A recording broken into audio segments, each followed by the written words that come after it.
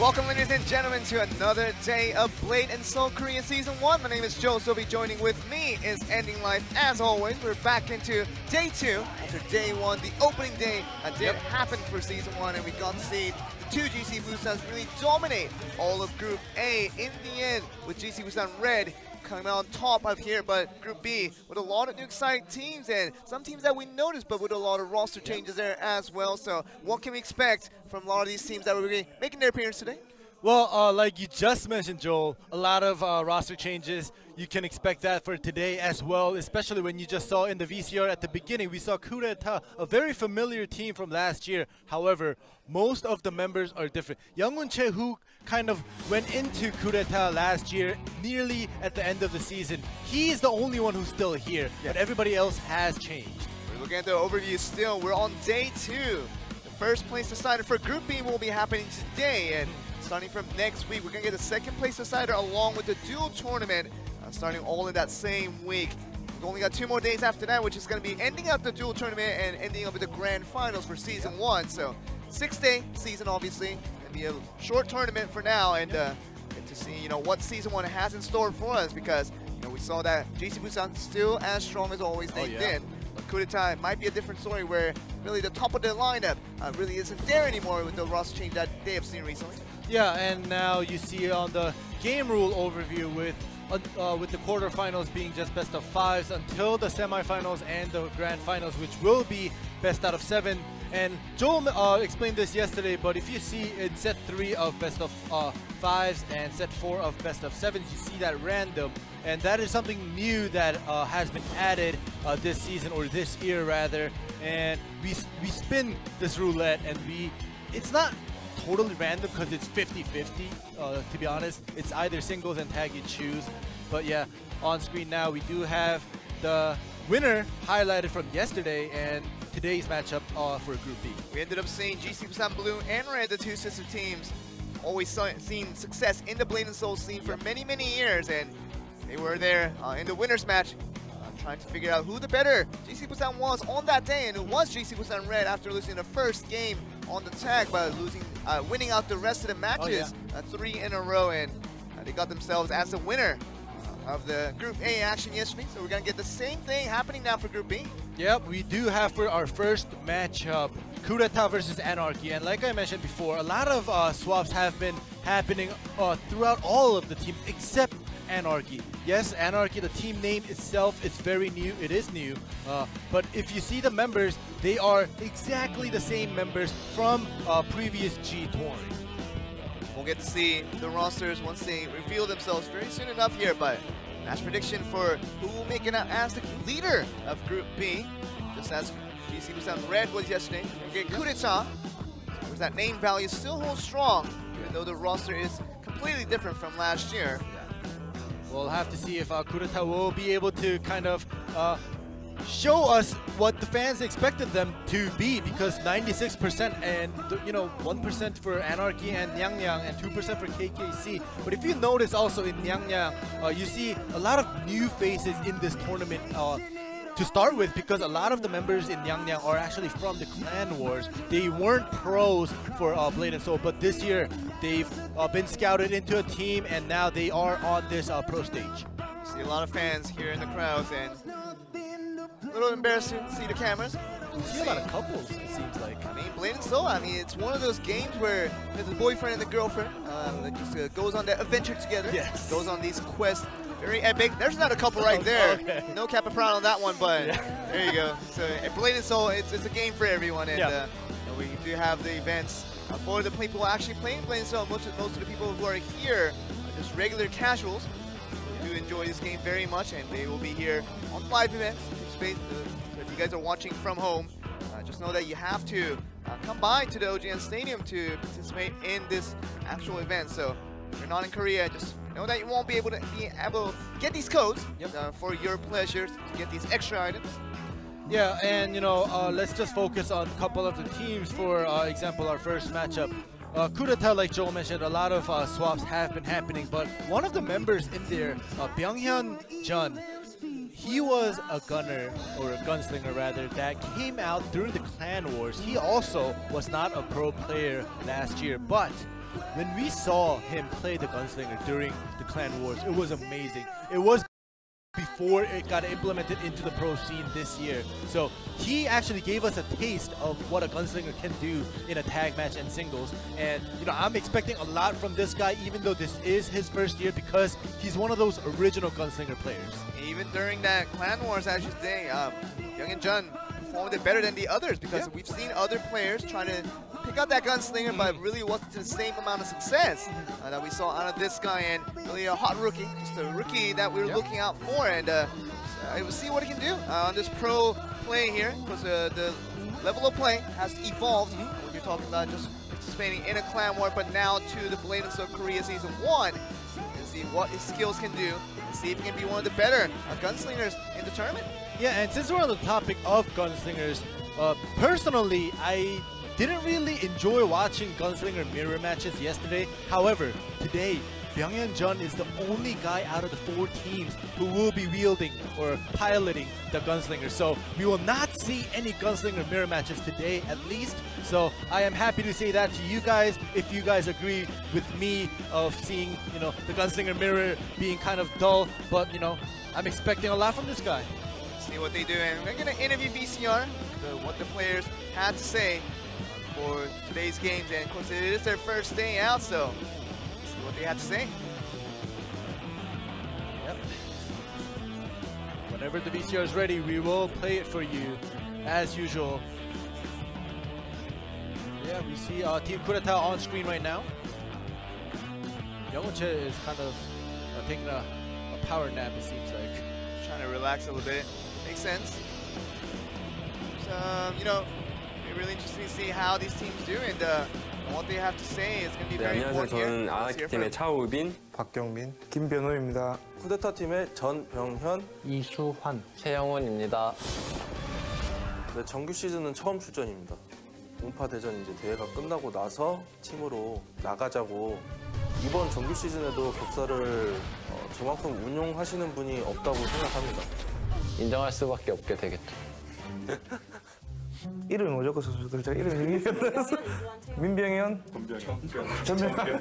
전병현, 이름이 좀 어렵노. 전병현, 뭐 개인전은 뭐 잘하겠지만 태그는 또 틀린 거라서 잘하는지도 모르고. 저희는 화력이 엄청 센 팀입니다. 태그 매치에서 거의 필수라고 해서 주술사 최영훈 선수를 데려왔어요. 격사, 주술사, 역사 조합으로 이제 밀고 있는데, 난입을 이용한 플레이가 이제 키포인트가 되지 않을까 싶습니다. 저희가 뭐 하던 대로 하면 그냥 무난하게 이길 것 같아요. 태그는 뭐 어떤 팀이든 다 자신 있습니다. 영훈이가 주술사라는 직업을 한 지 얼마 안 돼서 그쪽 팀에서 터지게 도와줬으면 좋겠다.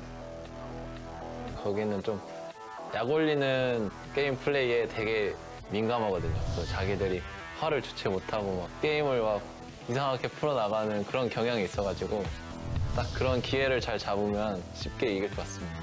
좀 분노 조장이 있긴 있거든요. 아니, 적당히 똥을 싸야지 화가 안 나지. 비무장에서 1대1로 만나면 괴롭게 하는 플레이를 하시거든요. 아주 얍삽한 미터 플레이를 잘하십니다. 뭐라고 해야 되지? 좀 고맙다고 해. 잘하는 거예요, 근데. 걔네 왜 이렇게 디스 많이 했대? 그냥 저한테 안 되죠. 네, 둘이서 붙으면 당연히 이기죠. 제가 항상 이겨왔습니다. 너무 가소롭네, 영훈아. 경민이 귀여워. 제가 이제 예전만큼 플레이 시간이 길지가 않아요. 하루에 1시간도 못하는 날도 많고, 이제 저한테 지는 선수들은 접으면 되지 않을까 생각하고 있습니다.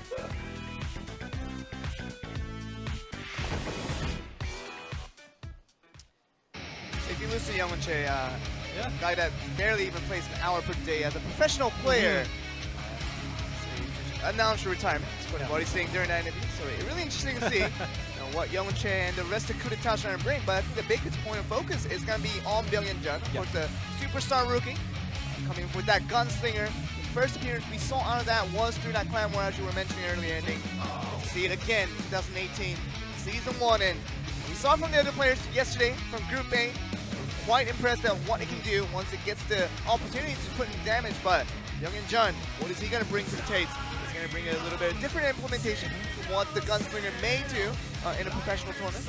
Yeah, and like Kudeta mentioned, they want to kind of push towards that Warlock Gunslinger meta with that Destroyer added in there for that defensive party save move.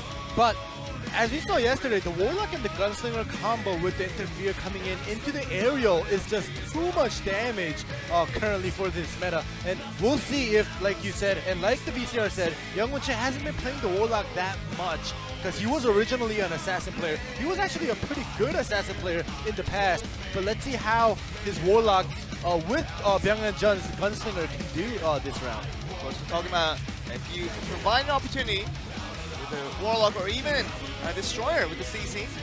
So having the Gunslinger come in, put in lots of damage, and sees that Woo Bin-cha does play the Gunslinger as an option, but I don't think he's going to be playing it for this particular round.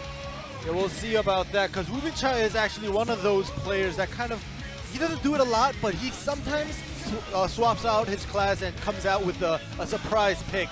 But like you said, on screen, we do not see Woo Bin-cha on the Gunslinger, but on the Warlock. And, you know, Anarchy, the previous G Touring, if I may say, are bringing out one of those classic metas compositions with the Warlock, the Blade Dancer, and the KFM, one of my personal favorites. The first appearance at the KFM, Kung Fu Master in Season 1 now, and the Youngmin Park, usual that likes to play this class, and he's going to bring it out again in 2018, see what he can do with this classic composition we talk about with the KFM, with the Blade Dancer, and also the Warlock. So, it seems like Woo Bin-cha is trying to fill in for the role that was missing out, and the keyboard that he has here with that pink look to it. Yeah, We're ready to get in, though.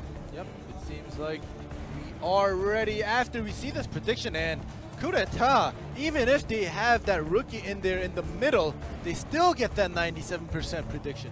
We know that the Gunslinger is going to be the output, the biggest output of damage when you're talking about the Warlock trying to provide a CC along with the Destroyer and just trying to provide all the opportunities for the Gunslinger to come in for that interfere, do all the damage. So they're depending on this rookie here to do most of the attacking and most of the damage dealing. So that means that if this rookie shows up, that 97% could show up to play, but if the rookie decides to choke up on his first debut on this professional stage, see what he can do as well. Yeah, and as we mentioned before, Anarchy, the previous G Touring. The reason I keep mentioning their previous name as well is because this is, I think, 3 to 4 years where those three players haven't swapped rosters at all for the past 3 years at least. And they've stuck together. They have performed well in some of the tournaments, not so well last year to be honest, but them staying together as a three-man team for 3 years, it has to add up to something. Really does. Team chemistry, always important, especially in tag matches. You know that 2018 format, everything is important, from singles to tags, and it just means that this is only one step for Anarchy to really overcome to get to the singles now. And once we get onto game one, we will see that the long time of team chemistry that has been built up for this team, how that will translate into their results. Can they get a win over the favorites, that is Kudeta? Yep, we'll have to see about that. And during the VCR, Anarchy also mentioned about them being confident in tag matches. So we're gonna go on to game one to see which gonna get the win in that tag match with Kudeta and Anarchy. Kudeta looking like the favorites, but Anarchy could fire back with the team chemistry built upon them. See what they can do. Let's get on to game one.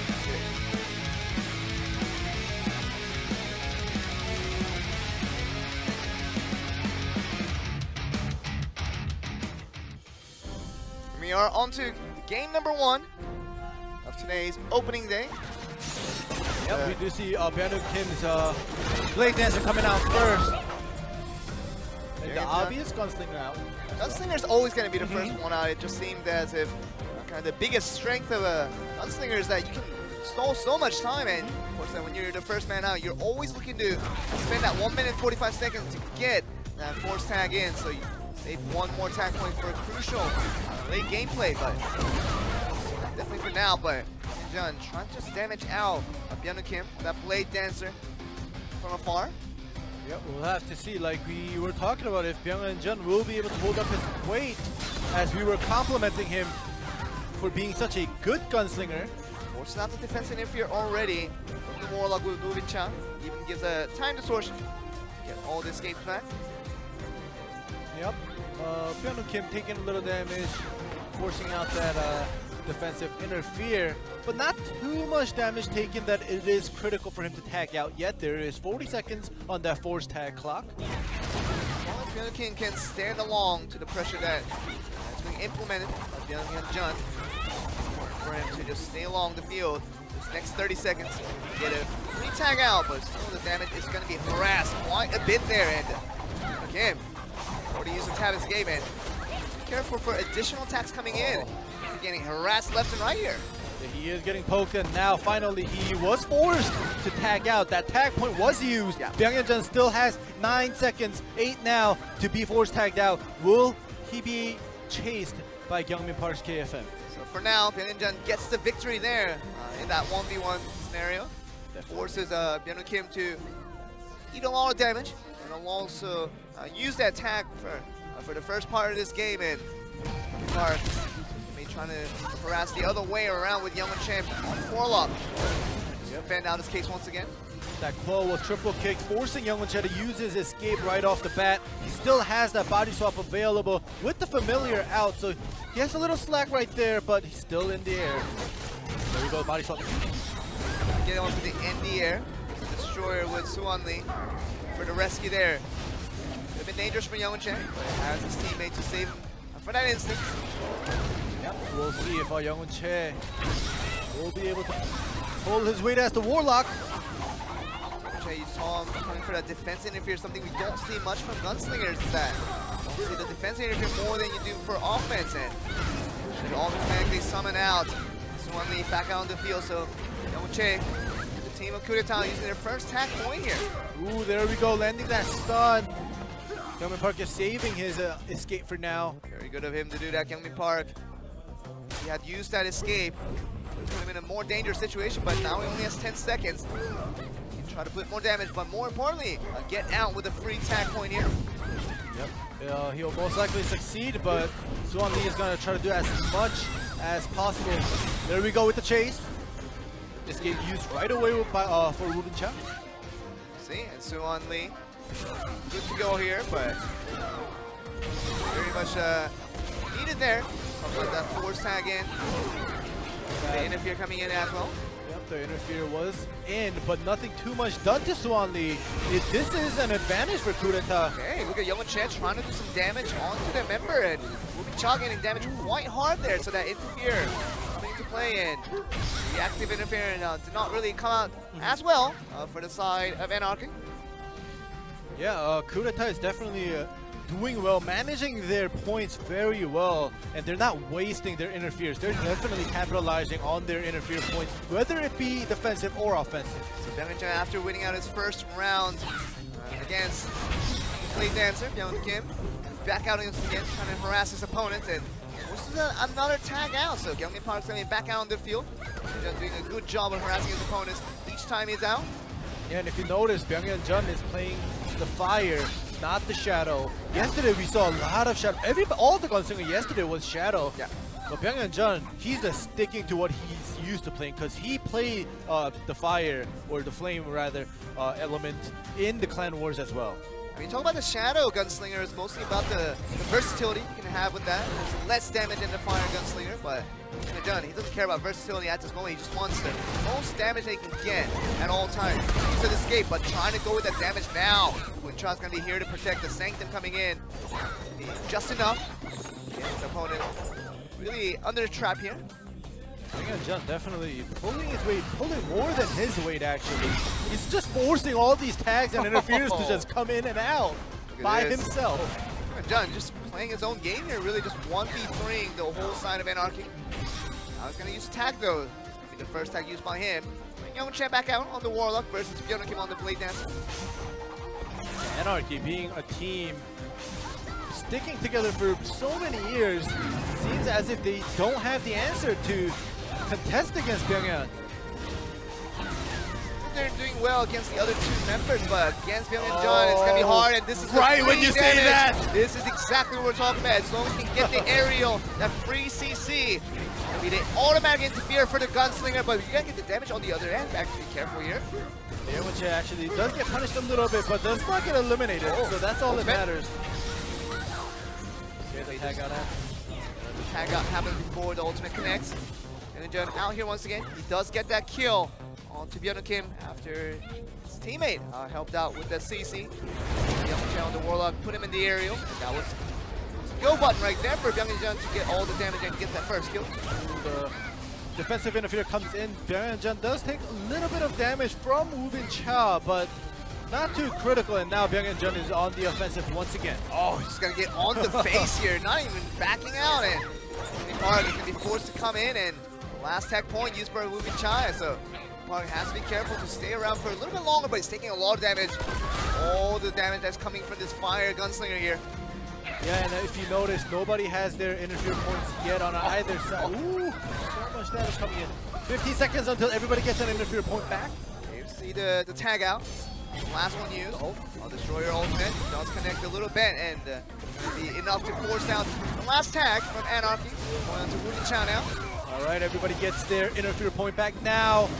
Once again, time for some defensive and offensive interferes to come in. Definitely Kudeta's gonna be looking for another CC where Byung Jun can come in on the gunslinger and put a lot of damage. That's exactly what they're gonna be looking for here. Fire tap from the KFM here. Not going so well for Anarchy overall.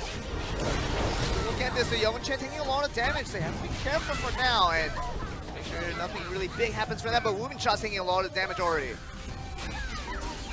Look this time around. Yeonche in the air. He does get eliminated by Woo Bin Cha. So they heard the Hobas coming in from Woo Bin Cha, but that's going to be him getting eliminated as well. Yeonche Park, last man standing here.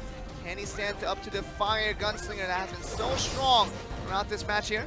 It seems as if Anarchy, they definitely have the answer for Sang-won Lee's Destroyer and Yeonche's Warlock. They just don't have the answer for this guy right here. Exactly, and that's been the story all game, hasn't it, ending in. Byung Jun has been dominating 1v3, but now we're talking about this. Get up in the air, you get another aerial support, but yeah, you can still see them front end, but just get on his face and the gunslinger will finish you off, and you see exactly what's done.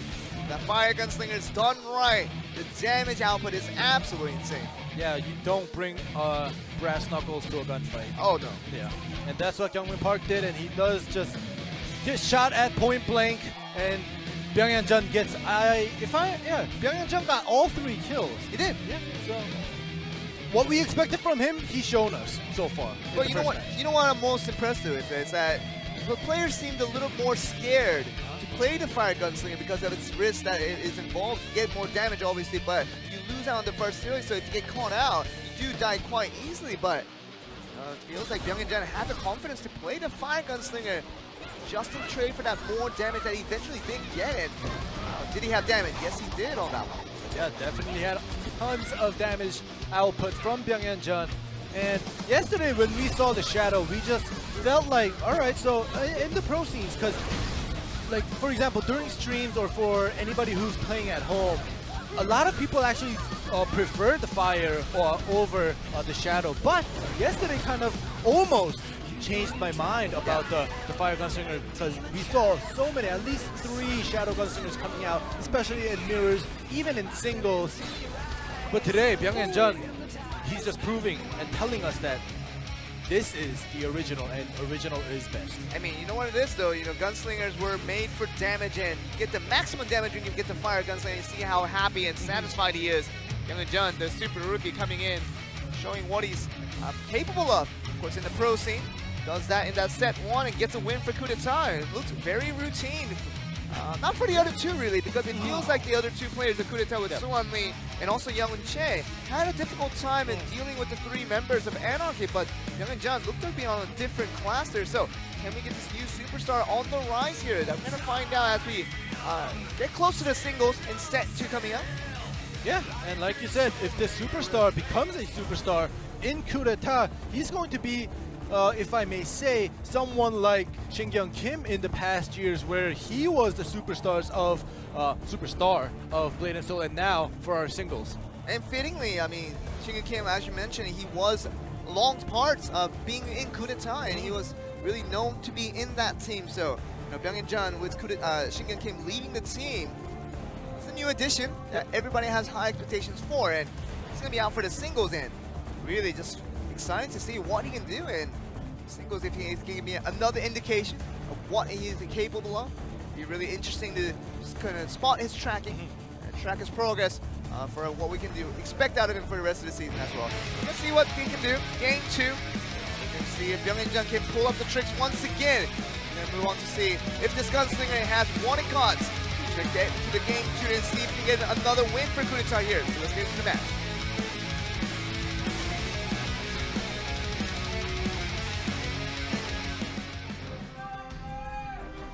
Definitely saw this matchup last time around, Byung-Jun and Byung Kim.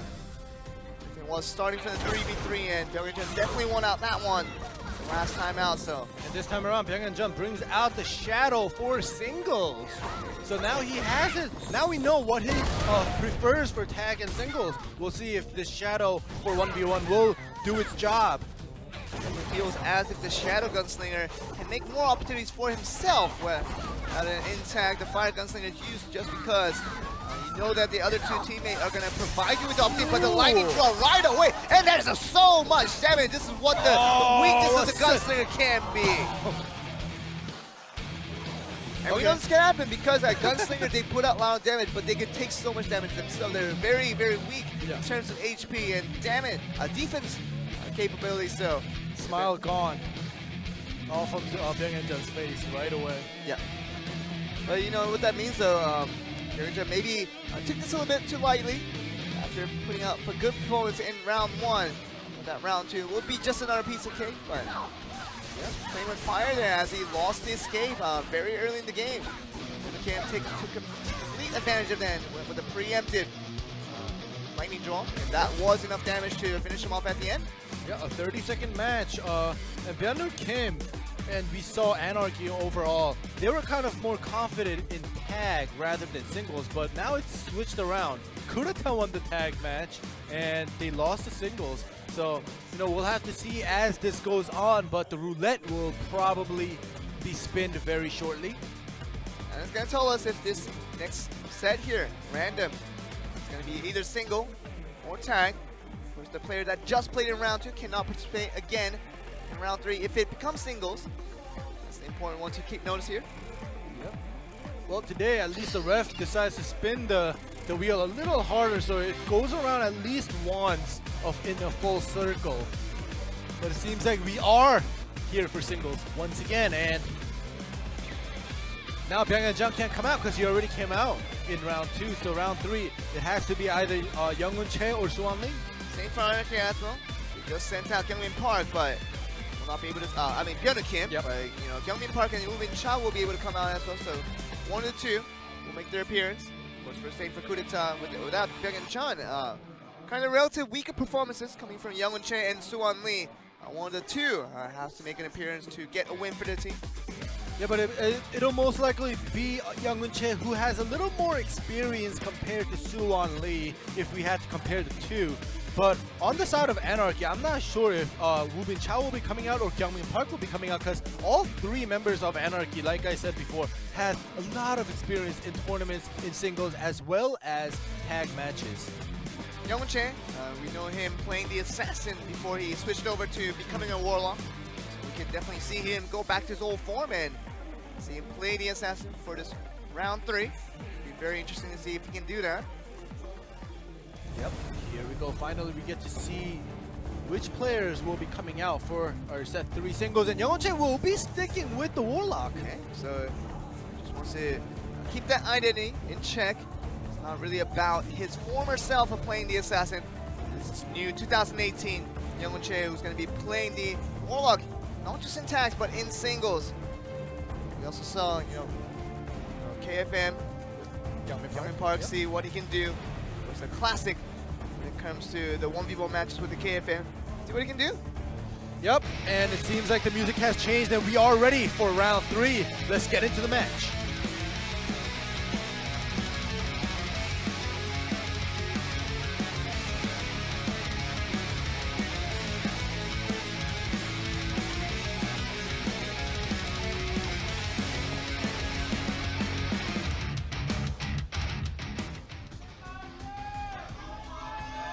we go. Game number 3. These two players here at the random roulette that has been rolled into eventually becoming another singles match here after just a previous one that ended in quite momentarily. We talked about Anarchy winning out that game 2 here. Yep, we'll have to see if Youngmin Park, if he lands that triple kick when the Warlock is twirling, that is just one opportunity, one big opportunity. But if you get into the aerial, back roll out of there after taking so much damage though. And when wants to do that again, that will probably get killed, but stunned. And he just escaped away, and very nice time distortion as well. He's gonna get that escape just right back. Yep, it's back to the beginning. Everybody has their escapes, but we'll be going out of the field very soon. There we go. Will Youngmin Park make his move? But he does get tether bladed, and he will Rising Dragon pull him in. You know, up in the air once again. Gonna do that again. The stun will come up. Does have the escape. Tab. Boom. Oh, he negates that one. Good play. Good timing for Youngwon right there. Looking after tab escape out there, just back rolls, and now he can use the tab escape because he just got stunned once again. Now very aggressive though. Now he seems like it's done. The tremor lands, and into the area of Youngmin Park. This is the kid. Wow. So stun after another, and we talked about Youngwon doing very good defensively to get out of those pesky situations. From the back roll to putting out the paper, and that, you know what you can do with the Warlock. Tried all the defensive strats, but he kept getting stunned time and time again, and just escaped forever. And we saw the KFM from Youngmin Park taking the most advantage out of that. Yeah, and especially in a 1v1, it's so fun to watch a KFM go all out like Youngmin Park did here.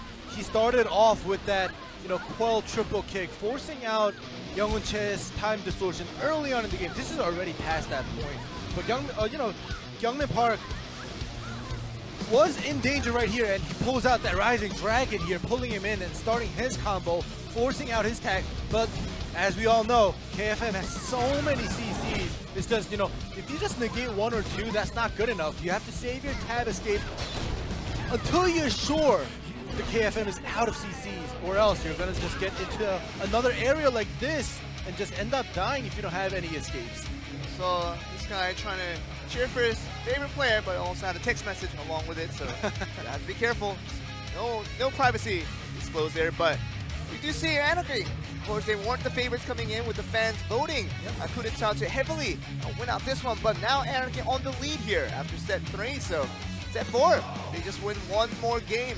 Coup d'etat will be losing out. They will not be heading to the winner's match, so that's going to be something that we need to keep considering here and see, you know, what that really means for all these teams once to just make it to the next round here. Anarchy just might be able to beat out Coup d'etat in this next round here. Yeah, we'll have to see, because like we said, Anarchy, I personally thought they would do better in tag matches, but it seems as if, you know, they're winning out their single. But if they go back to their original form and kind of compose themselves for this tag match, they could be the winners of today's Group A first match with a 3 straight win.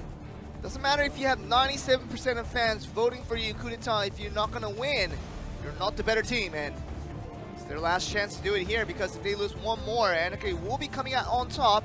Coup d'etat has to go to the loser's bracket. That will happen next week, but I'm sure they do not want to go there, and they don't want to go home without playing another match here, because winner's bracket will be right underway, but just losing another one. Coup d'etat will not be appearing in a section of the match here. Yeah, and if Anarchy wants to win, let's hope for their sake that they found the answer for Byunghyun Jun's Gunslinger in this tag match, because they could not do anything to Byunghyun Jun's Gunslinger last time. Byunghyun Jun forced Anarchy to use at least 3 tags by himself and 4 interferes defensively just by his plays. And also, we're going to see Byunghyun Jun on the Fire Gunslinger. It's going to be another question there as we're ready to get in for possibly this last match of this series between Coup d'etat and Anarchy. Anarchy just needs one more win to knock off Coup d'etat into the loser bracket and get themselves in the winner bracket. See if they can do that. Let's find out.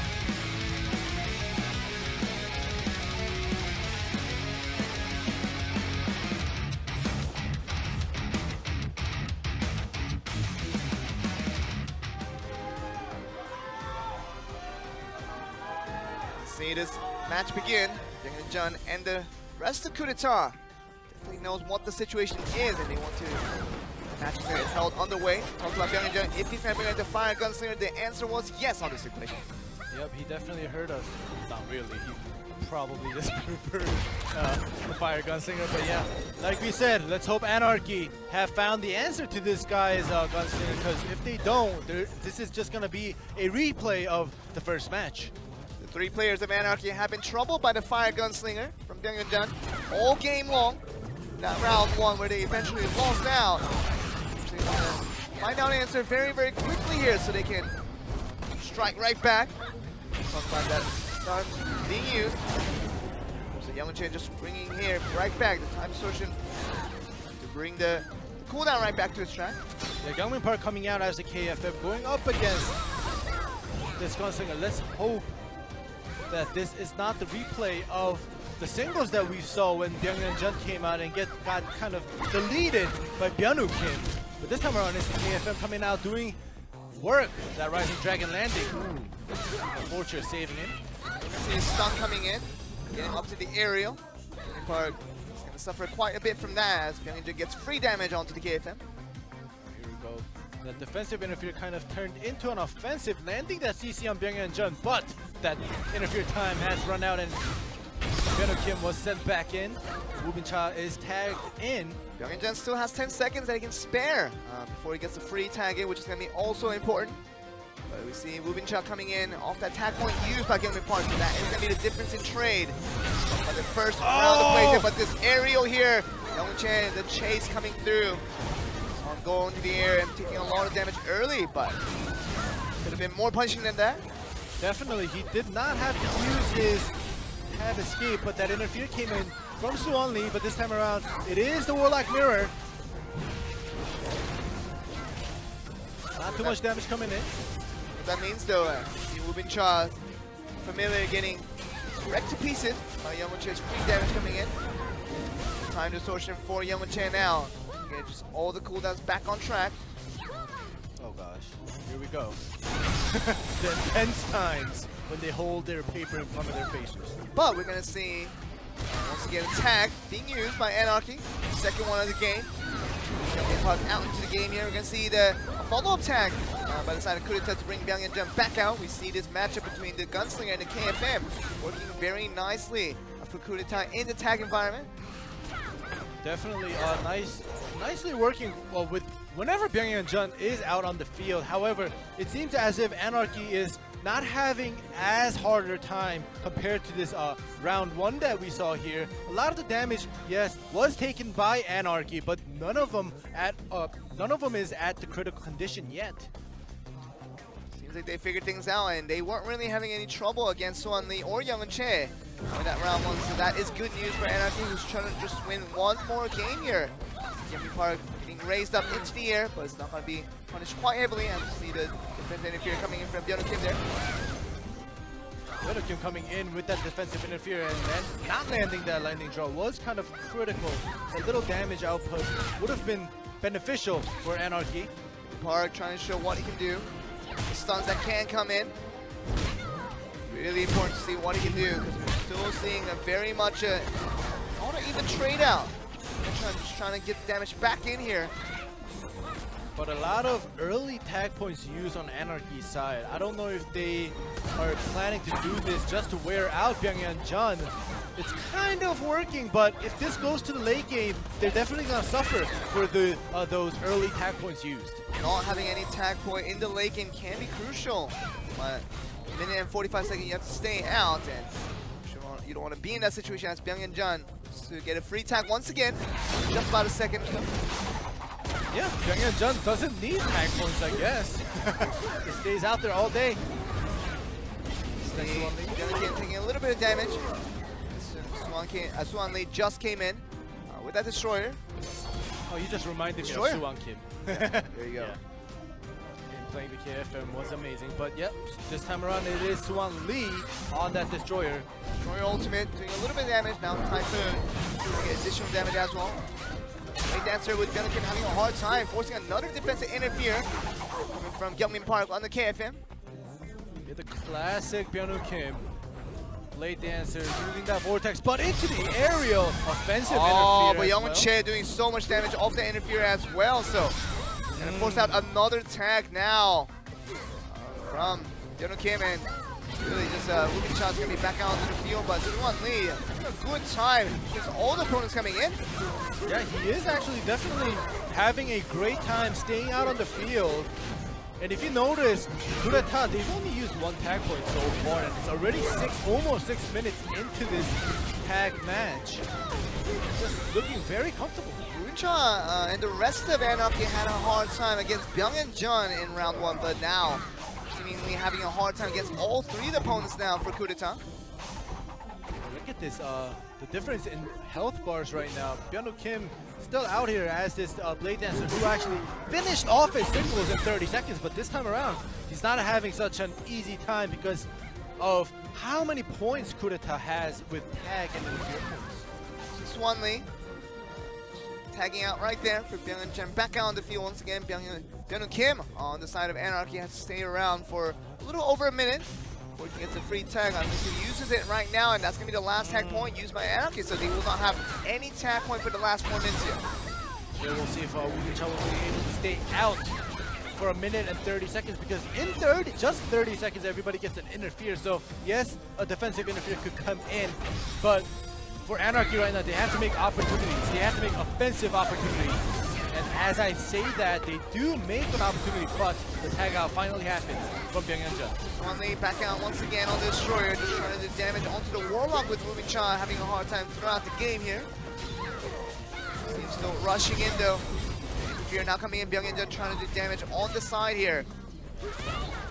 Wow, this is definitely a different outcome that's coming through for us compared to round 1, because it would have already been done if it was round 1 where they did not have the answer for Byung-Hyun Jun, but this time around they know what could keep Byung-Hyun Jun at bay.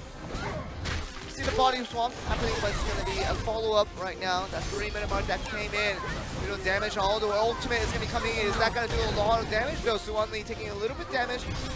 Connecting to too much there. Young Chen back out on the field. That Tether Blade forces Yeon Che to use his escape. This is the Warlock Mirror once again.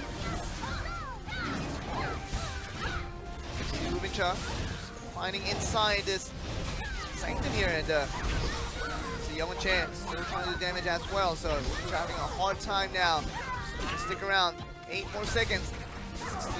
Stay in here to get a free tag. Yeah, and you know, Kurata having a destroyer, we haven't seen a Typhoon wallbang yet coming out from that destroyer. So that could be taken advantage of for Kurata for having that destroyer on their roster, but we haven't seen that wallbang. Gillian Park though, trying to do all the damage. With Wookie Cha coming out for the interfere as well, just mainly for the time distortion. Starting to get harassed a little bit here. He's going to be able to force tag out. Byung-Hyun Jun now with that only tag point remaining in this 1 minute and 30 seconds left to go on the clock. He's going to get the damage done onto Gillian Park. That will be the important question I probably get the answer to in a minute here. Yep, the last interfere points for everybody will be coming in 20 seconds. But until then, if you see Anarchy's side, everything is great for the interfere and the tag point. So Youngmin Park definitely has to endure this fight against Byung-Hyun Jun. Plus, if Youngmin Che does come in with that one interfere point that he has right now. Anarchy having a hard time so far of what to make out of these tag matches that they've played against Kurata, and doing a good job centering around Byung-Hyun Jun to put in the damage, and this time Young-Hyun Che and Swan Lee doing a good job on their parts as well. Actually does land that tab, forcing Swan Lee's interfere to come in defensively. See the Cyclone trying to be used. Really important for Byung-Hyun Jun to stick around and try to do damage onto Gillian Park where he can, but no time left. See the Young-Hyun Che interfere more defensively, or that time distortion come in for Byung-Hyun Jun. Youngmin Park has 5 seconds left for that force tag, and they want to get that bits of damage in before this clock runs out. There's only 17 seconds left. There we go with the tag, and the ult is actually used. That could have been dangerous, but it's going to be tagging out the last tag point of the game here, and Swan Lee back out into the field. trying to get this last 4 seconds of gameplay to see who put out the more damage in the end as a team. Trying to get an answer to that. Of course, this Warlock ultimate will not count. It was at the last minute there. Seems like Try to make it a buzzer beater, actually. yeah, Coup d'etat, it seems like they had the more of it, and with the damage chart, it's going to be a good of a lead. Yep, so almost 90,000 in terms of damage difference, and Coup d'etat centering around Byung-Jin as we were talking about around this gunslinger rookie. Doing a very good job to get another win there. Can't be all smiles and faces now because you have one more game. But it's set 5, another single for Coup d'etat to see if they can continue on the success and get a win over Anarchy. Yeah, and this will be the first match that goes to the 5th round from yesterday and today put together. We'll see if more 5-set games will be coming out today, but this time around, this is the first time. This is the most evenly matched up matchup yet. It is 2-2. The last round, the last match will be singles. So this time around, Anarchy might be, you know, kind of having that confidence in themselves because winning out 2 singles in a row, back to back, and now this 5th round is back to singles. What that means for, of course, the Coup d'etat, they want to show that they are the better team. They can't send out anyone they want, but get the win they haven't done for the entire series between them and Anarchy. Next Anarchy as well. Of course, I feel like they did a better job of this specific round where they dealt with Byung-Jin a little bit better, dealt with the entire tag round a little bit better, but well, the damage difference was what changed the outcome. For Anarchy, who couldn't get the win on that TKO. Yep, and for this last round, even though it's singles, people who came out in the previous singles can come out again. So no overlapping in the middle of the series, but at this last match, the deciders match, it does not matter who you send out. So Byung-Jin might come out again, or Young-Hoon Chen might come out, but both of them lost their singles, so let's see which one will come out and not have been tilted for losing one of their singles matches. 6-1 lead. It's not going to be on the camera there. Byung-Jin got most of the camera time, so it gives us a hint. Yeah, it might be the gunslinger back out once again. What that mean though? We saw the blade dancer Byung-Jin doing a very good job last time around, so are we going to see that back again? We'll only have a few more seconds before we find out who's going to make an appearance for both teams. Yep, and the production hologram shows us that it is Byung-Jin, but it will be Woo Bin-cha on the field this time around. Okay, so a Warlock versus a Gunslinger. See what they can do here because Byung-Jin has done very, very well throughout the tags, but has been disappointing on that one single that he played in. So can he overcome that difference? What he couldn't do in the game. Let's see what he can do here because we're not wasting any time here. Trying to get into the last game between Coup d'etat and Anarchy. See if Byung-Jin can overcome the difference that hasn't been his way for the last time he made an appearance in the single. Can he beat out Woo Bin-cha on the Warlocks? We're gonna find out.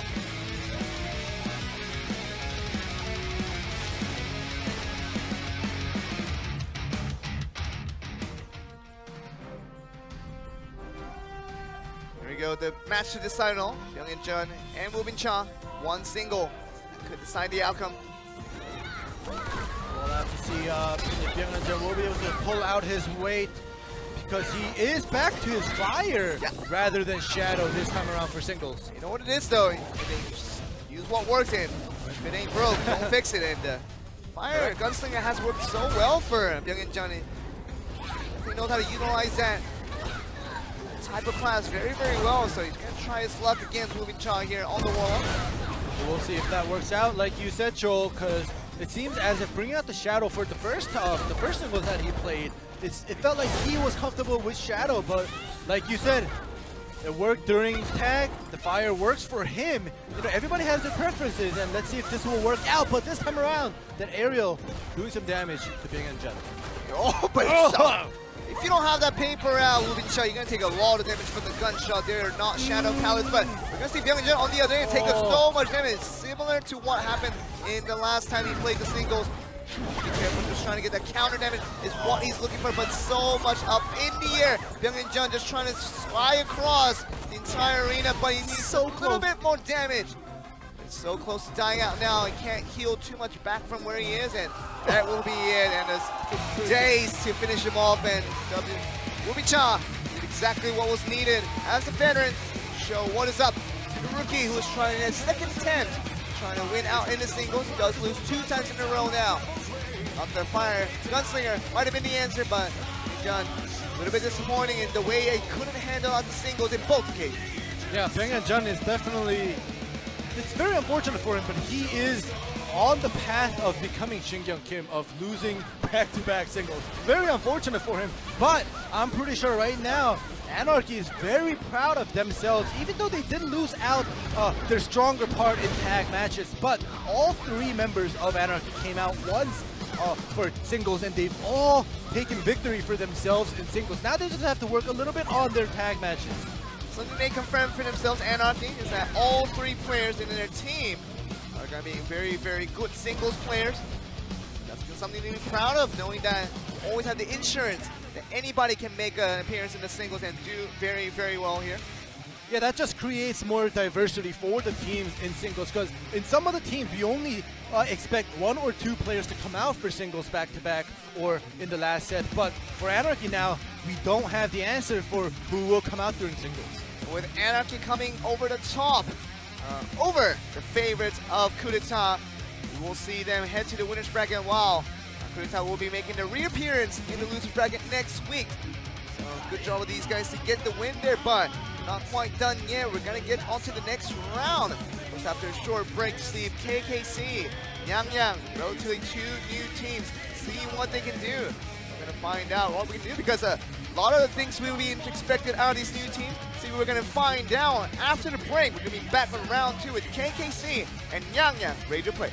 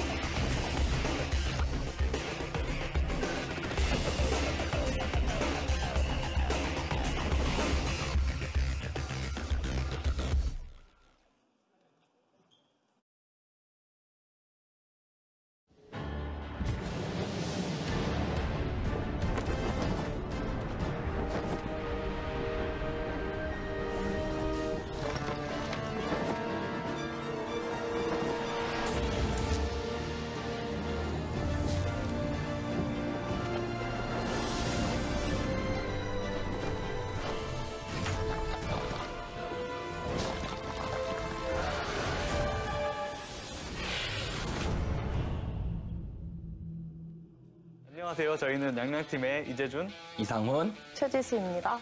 안녕하세요. 저희는 KKC의 강덕인, 김상욱, 최병태입니다. KKC 팀? 아니, KKC 뜻이 뭐예요? 그냥 아무 생각 없이 지어가지고 그냥 죄송해요.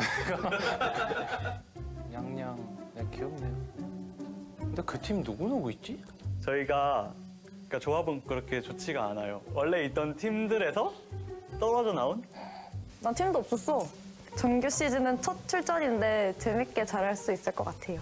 저희가 작년에 또 주술사 없이 했어요. 굉장히 힘들게 했는데 내곡을 주시는 주술사도 있고 작년보다 더 단단해진 것 같기도 해요. 일단 저희는 심리가 필요가 없이 공격을 넣을 수 있는 타이밍이 많습니다. 지는 걸 두려워하지 않지. 3분 안에 모든 걸 해결합니다. 3분 카레지. 저희는 하다가 이제 얻어 걸리면 거기서 이제 승부를 보는 타입이기 때문에 예측이 잘 안 되실 겁니다. 이번에 랜덤 매치도 이제 도입이 됐는데 뭐 싱글이든 태그가 됐든 저희가 그냥 이기지 않을까요? 실력적으로는 반반 아니냐? 그럼 무슨 팀이라고요? 누구있지? KK. 아 잠깐만. 아 왜 이렇게 입이 안 붙냐? KKC. 아 너무 어려워. 그러니까 팀명은 뭐 저래. 근데 제가 수환사한테는 안 질 것 같아요, 그냥. 상욱님, 양명별 한번 맞아보실래요? 저한테 아직 도전하실 짬은 안 되실 것 같아요. 재준아, 끓은 건 좀 잘 맞춰라. 이것만 얘기해도 알 거예요. 어떤 상황이 나와도 그냥 운 좋게도 피해줘요, 맨날. 내가 좀 딸리? 아니, 넌 안 떨려. 그럼. 대통령이. 맞지. 뭐 저희가 일단 전략을 짠 건 없는데 저희 팀 그러니까 성향적으로는 태그가 좀 더 낫지 않나 싶어요. 태그에서 만나면 혼쭐 나실 겁니다. 양양 이기자.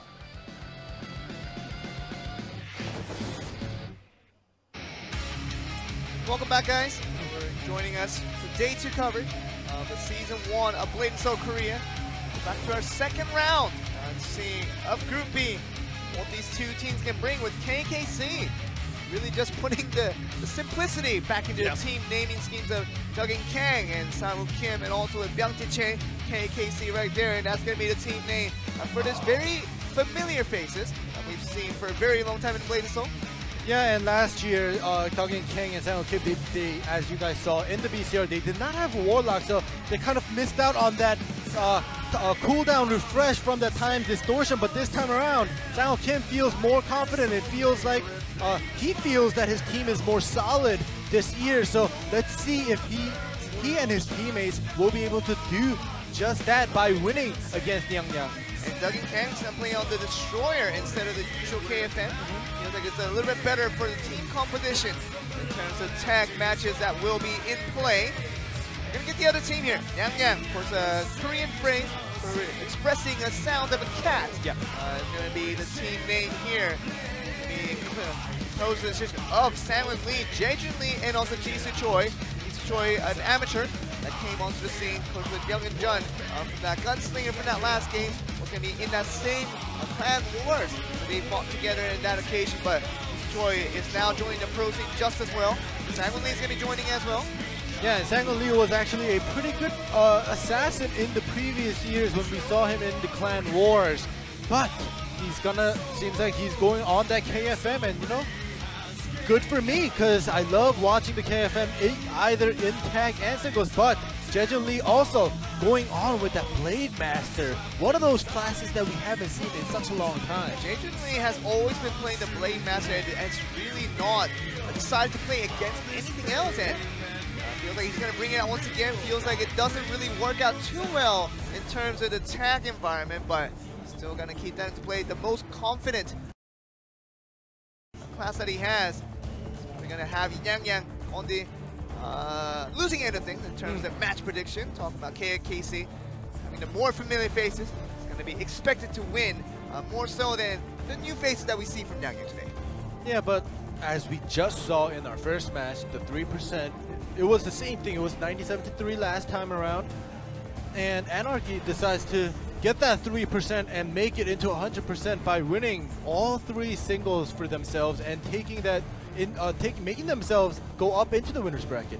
Against Coup d'etat, Anarchy really took that 3% onto their head and really showed that it's not about the predictions. It's not about what we think about before the games begin, but it's actually about the games themselves. And Anarchy showed through strong resilience and even through that last game in the singles that they had what it took to get the wins they were needing there. But this is different teams, obviously. KKC, of course, a lot of veterans here. Duggan Kang, Sang-woo Kim been around for a very, very long time, and Byung Tae-chae, kind of a relatively new face.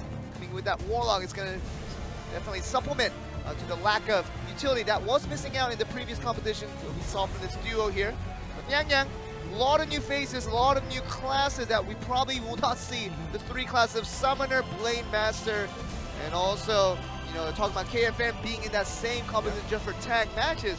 See what happens though. This is a really important match for Yang to really prove that maybe they can be a contender into the really much later stages of the season 1.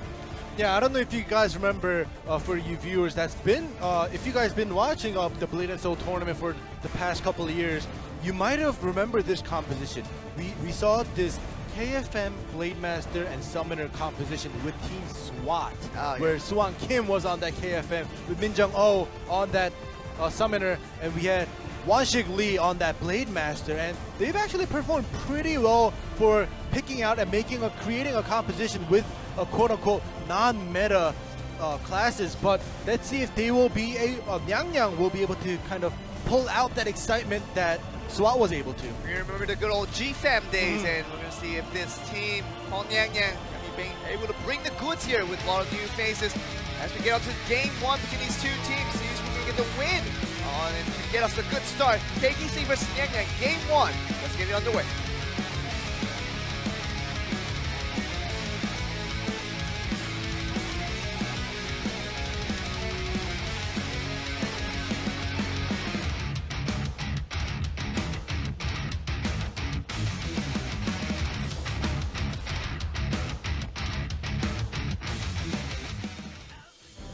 we are finally in. KKC, of course, a veteran composed team. With the addition of Byung-tae on the Warlock, it's going to really just complete the whole composition. We're going to see Suwon Lee, though, the KFM, trying to go up against Sound Kim on the Assassin set. Yeah, we do have Sang-won Lee on that KFM. We usually see Sang-won Lee on the Assassin like we previously mentioned, but we'll see if he will be able to do his job as the KFM this time around. Gonna get into the match here, and we'll see what that happens because you see the stealth being used out by Sang-won Kim. Let's have that Lotus planted. We'll be able to track back to that once needed. That landmine. And just gonna ignore it for the time being, trying to get the damage and the stun. And force him to get back onto the Lotus there. When we go into the offensive area, the summoner coming in, the Rumblebee doing tons of damage to Sang-won Kim. Okay, so Fear coming from Jisoo Choi, doing a very good job with that summoner. A lot of damage, and that's going to force out the first tag now for the side of KKC. Yeah, Duggan Kang is usually on that KFM in singles, but now this time around he's coming in with the Destroyer for this composition for his team.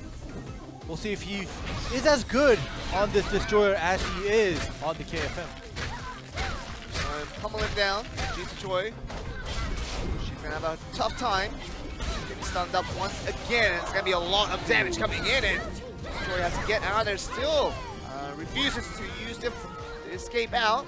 The execute damage from the Destroyer is just too much. It's going to be Jisoo Choi going back out. Bring Jejun Lee for the first time with the Blade Master. Byung-tae coming out as well, so two tag points being used by both sides already in this game. Just now on the 2-minute mark. There we go, we do have that reactionary 2v2 going on right here. Not too much damage taken on either side, but that tag point was forced on Yang side. Bring Silent Lee back out once again on the KFM. Oh, aerial. Chan just doing a lot of damage with that aerial. About it before, it can do so much damage if you're not careful, and only taking the punishment from that occasion. Yep, and now Byung-tae is actually doing pretty well for being the new addition on the side of Duggan Kang and Sang-won Kim, who's already been very experienced. Kang going up in the air, taking a lot of damage from the summoner and from that interfere once again. So Jisoo Choi kind of using a gunslinger-esque movements in that interfere. See, Sang-won Lee still trying to get the actions on, as Duggan Kang has a hard time dealing with this KFM for the moment. Yep, Jejun Lee, the formidable Blade Master. Not really the meta currently in Korea, but he's still pulling out that Blade Master, taking a lot of damage. The wall bang, and that's going to finish off Jejun Lee, and Blade Master going down. Going to force out Jisoo Choi back out onto the field, where she would definitely want to be on the bench there. Wants to come in for that interfere. Trying to stall time after seeing her ally go down in this first 4 minutes here. Duggan Kang does not have any interfere, so it's kind of even for now with Jejun Lee being out on Yang side for the next 30 minutes. Unless Duggan Kang steps up into the line to come out onto the field, we'll see about that. But Sang-won Kim for now has to deal with this summoner. Byung-tae comes in for that interfere. Really go for that, and you see the cat getting ready with the damage once needed there. Sang-won Kim still trying to stick around here as the flower has been planted upon him. So Jisoo Choi just trying to get the damage on, but stealth goes on once again for Sang-won Kim. There we go, Sang-won Kim is out of stealth. He has to put down his Lotus of Escape. There we go, making his move. Let's be careful. We'll see this rolling through, and we're going to see the interfere coming through. Byung-tae putting a lot of damage to Jisoo Choi. Let's be careful, it's going to force that attack right back out, and Sang-won Lee is going to be back on the field, but KFM doing so much work on the Warlock. Finally gets out with the escape and has to attack back out once again to Duggan Kang. All right, now it'll be 1v1 for the next 1 minute and 30 seconds because nobody has tags, nobody has interferes except Sang-won Lee. But the ultimate coming in from KFM, that's going to connect on the Duggan Kang, getting an instant KO. Don't see you connect usually, but that one did connect, and that's going to mean the first man out for KKC here. Especially Duggan Kang being a formidable KFM player, getting hit by the KFM ult was definitely disappointing. Cam though, trying to work this here, knowing that he's a man down. be careful, just trying to get the damage on. The webbing is going to be up, landmine planted. Suddenly comes back down, the poison breath along with the landmine will connect just slightly there. Yeah, that chase was kind of mistimed by Sang-woo Kim. Go, but he is still on the offensive. Sang-woo Lee saving his escapes. See the close shave coming in, bombard. Very good job there. Another series of bombard coming from Sang-woo Kim. Sang-woo Lee does get him up in the air. We're going to see some damage coming through. There's no interference from his teammate, Jisoo Choi. To do it all by himself there. Does take a little bit of damage. Gets his opponent into the air once again, into the webbing. This is not looking good. Sang-woo Lee is out of his escapes, but the back roll chase does not happen from Sang-woo Kim. Very nicely done by Sang-woo Kim there. Very nice chase done there after getting the stun and couldn't get out of it. Jisoo Choi is going to be back out into the field as the last person standing. And she's going to have a hard time already taking 40% of health away from his teammate right now. We'll see if as a team named Nyang Nyang, this cat will do its job. Summoner ultimate. Let's connect a little bit here, and Sang-woo Kim sticking around. So just stay around for 5 more seconds to get that free tag out, which is what needs to be waiting for Jisoo Choi, unless she can finish out 1v2. The damage charge going against her favor here. Yep, we'll have to see about that. Byung-tae Check coming out with the Warlock. Like Joel said, will Jisoo Choi be able to finish the 2 or at least do enough damage and stall out for 3 minutes, which probably is unlikely. But if she does, this will be the day, you know, a new history has been made for Blade and Soul.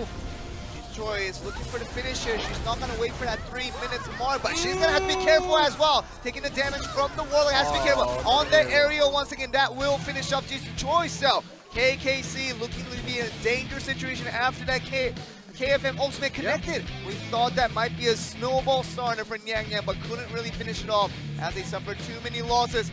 We do see KKC on the winning end in game 1.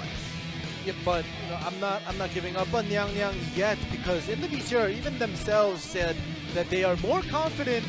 Well, actually no, they did say they're more confident in tag, and they almost did it. To be honest, they almost did it against a very, very strong team to be KKC, but they unfortunately lost on their stronger suit. But like Anarchy also should have and would have been better in tag for being together for so long, but they ended up winning 3 singles. So, you know, it could happen for Nyang Nyang. Nyang Nyang's had a good start to the game here, but this is where it all began with Jisoo Choi taking so much damage from Dougie Kang. All continued on as the damage came through. The Summoner put a lot of damage on of those interferes, but other than that, they just couldn't get any type of solo performance out of any of the players that you see Jae-jun Lee just going down in that wall bang from the Destroyer, and also the Sang-woo Kim helping out with that damage on the Assassin. Yeah, that wall bang kill, unfortunate for Jae-jun Lee, even though the class is not in the meta. Great play there right now from AFM, and Sang-woo Lee did a very good job even connecting with the ultimate. So much damage onto the Destroyer. Saw the KKC first man going down. Thought it might be an opportunity for Nyang Nyang to strike back, but you saw that right there. Second man going down, we're probably going to leave Jisoo Choi with very little choices in the end game. Yep, and Jisoo Choi already being out of tab escape here in the replay, but previously there was a moment where Jisoo Choi had a chance, a split-second chance to do a lot of damage to Sang-woo Kim, the assassin on KKC, before he was force tagged out, but she could not find that opening, and she did end up losing to Byung-tae Che's Warlock. So the game 1 does go over to KKC over Nyang Nyang, kind of as expected with the 97% of fans predicting that this team would win out the series, and overall, Nyang Nyang, they don't want to give up now, because they are heading to the singles where they said was the weaker part of their game.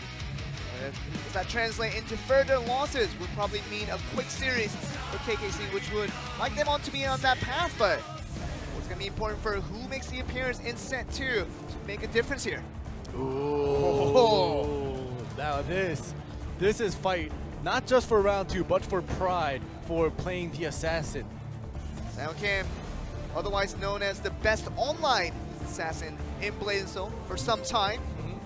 We're looking at kind of a player with Sang-woo Lee who has made some impressions with the assassin in previous times, but see if he can bring it out once again. Wasn't really for the tag, but he's got it ready for the single. See if he can beat out the online god of Sang-woo Kim in this single after Nyang Nyang went down 1-0. Can you see how he can come back? Gonna find out in this game 2. Right up.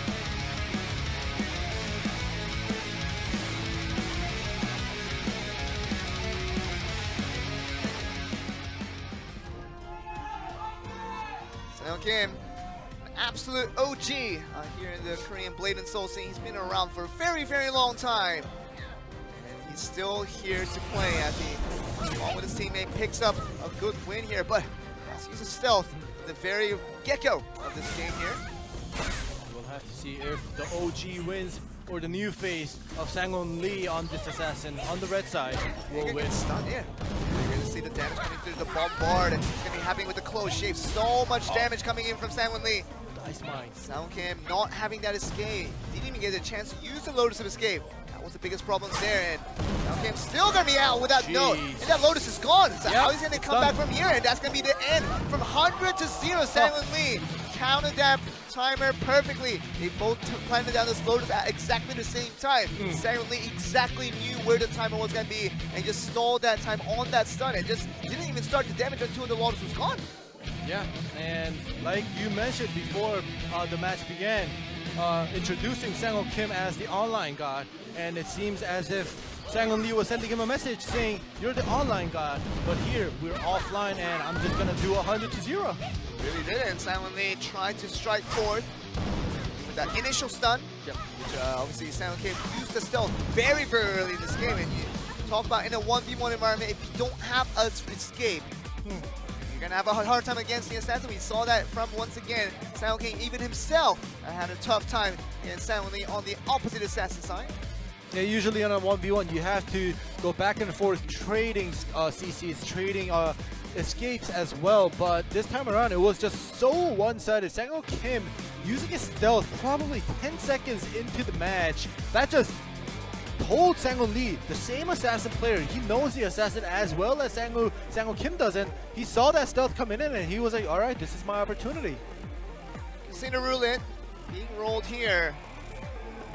Ooh, it's gonna stop it. It's gonna be a tag match for this game 3. That random roulette told us a destiny what we're gonna be seeing in this next set here. Of course, we saw KKC on the winning end in that first game where it was tagged. Lost out in the single, then we see another tag match coming up for set 3. So does that give the confidence now over to KKC, thinking that they will win out another game that will get them one step closer into getting winning out the series overall? Yeah, and set 3 is tag, and unfortunately for KKC, set 4 also will be tag. So if they're confident in winning the tag matches, if they just win 2 more in a row, they will be going up into the winner's bracket. Let's hope that Nyang gets their confidence back with that singles win and kind of work around their quote-unquote not meta composition into this third match. We saw the win coming from Yang, which was important for them to really get their feet back on track, but set 3 will be also important. Same competition once again, nothing different. Dougie Kang on the Destroyer along with Warlock and the Assassin. With Jisoo Choi on this Summoner, it's going to be allied up with the Playmaster and the KFM just like game 1. How will that really translate into the plays? So we're going to see the results coming out for either end. That will make a difference into going into this game 4. We'll have to see if Nyang will be able to provide opportunities, especially Jejun Lee and Sang-won Lee, the KFM and the Blademaster, to provide an opportunity for Jisoo to interfere in and do that tons of Rumblebee and Sunflower damage, because that is the burst damage that they have that could always come in from that Summoner. Before the Gunslinger was introduced to Blade and Soul, can say that Summoner was serving a similar purpose in tag match when you talk about getting that CC, getting the aerial, anything that you can do to make sure your opponent can't move around. The interfere coming from the Summoner was so strong, and we saw that instances of that were really not resulting to a win for Jisoo Choi and the rest of Yang. Let's see if they can do it this time around, because we're going to get another tag for this game 3. KKC, Yang currently even at 1v1. Who's going to get the lead? Let's go find out.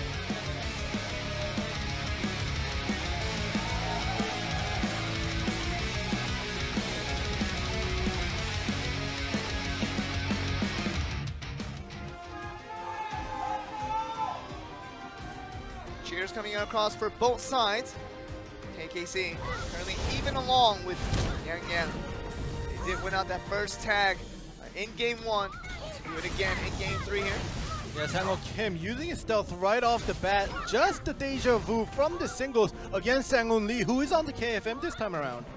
Let's see if Sang-woo Lee will be able to take advantage of Sang-woo Kim not having stealth and his Lotus of Escape, but he gets it back with that interfere from Byung Tae-che. Warlock using the time distortion to get his right back. Go for the damage right away. Saw the Blade Master coming in from Jae-jun Lee.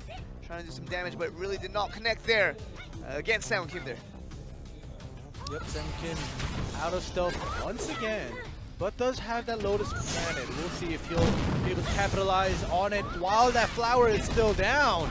Sang-woo Lee gets him up into the air. That's going to be free damage now. Opportunity for the Summoner. We talked about this earlier. Get your opponent into the area, just call the Summoner in. It can do quite a bit of damage. Kind of similar to the Gunslinger, but to a lesser extent there. With the Shadow Slash connect. Sang-woo Kim this time around still has his stealth. He's kind of comfortably make his move, but the defensive interfere comes in to try to save Sang-woo Kim's stealth. So he can endure that last 20 seconds for that force tag. Duggan Kang coming in from the Destroyer with that defensive interfere. Did a very good job of traveling in, and Sang-woo Kim just trying to move around, to maneuver around. See if you can stick around for this next 5 seconds where both players will be force tagged out, get a free tag in. Alright, the Rising Dragon connecting, forcing that stealth and that tag out for Sang-woo Kim. Duggan Kang comes in with that Destroyer. Did not play out so well for him in the last tag match. The Blade Master versus the Destroyer here. Jae-jun Lee tries to make something out of nothing here, but so much damage coming in already. What? Sang-woo Kim died? Okay. Okay. That interfered, that, I'm gonna be honest, I saw the Blade Master dink, that reflect, so I was so focused on that reflect against Duggan Kang that I did not see Sang-woo Kim's interfere come in. Oh, Sang-woo Kim was almost full health there as he came for that interference, so really confusing as to, we gotta look at the replay later on, how exactly died on that one, but wow. But I did see him melt down, but I did not see what skill they poured on Sang-woo Kim to melt him down. We'll see that replay, but for now, we do have Byung Tae-che trying to make plays, trying to make it even as possible. Now currently having an advantage, Nyang push forward with this advantage, punish their opponents as much as they can because they still have Sang-woo Lee out on the field on that KFM trying to get another stun, allowing the Summoner to put in the damage, and that's what they're trying to do here. Here coming in, Blade Master even putting out so much damage towards Jay as well. Jae-jun Lee trying to show us a little bit of Dragon Tongue here. Oh, the wallbang coming from Duggan Kang though. That's going to be really dangerous, but it really doesn't lead to too much damage other than the Warlock trying to do some shackles into the air. There we go. Sang-woo Lee versus Duggan Kang. This did not play out well for him in match 1. We'll see if this time around it'll be a little bit of a different outcome. Destroyer getting stunned up there by Duggan Kang on Destroyer, taking a lot of damage.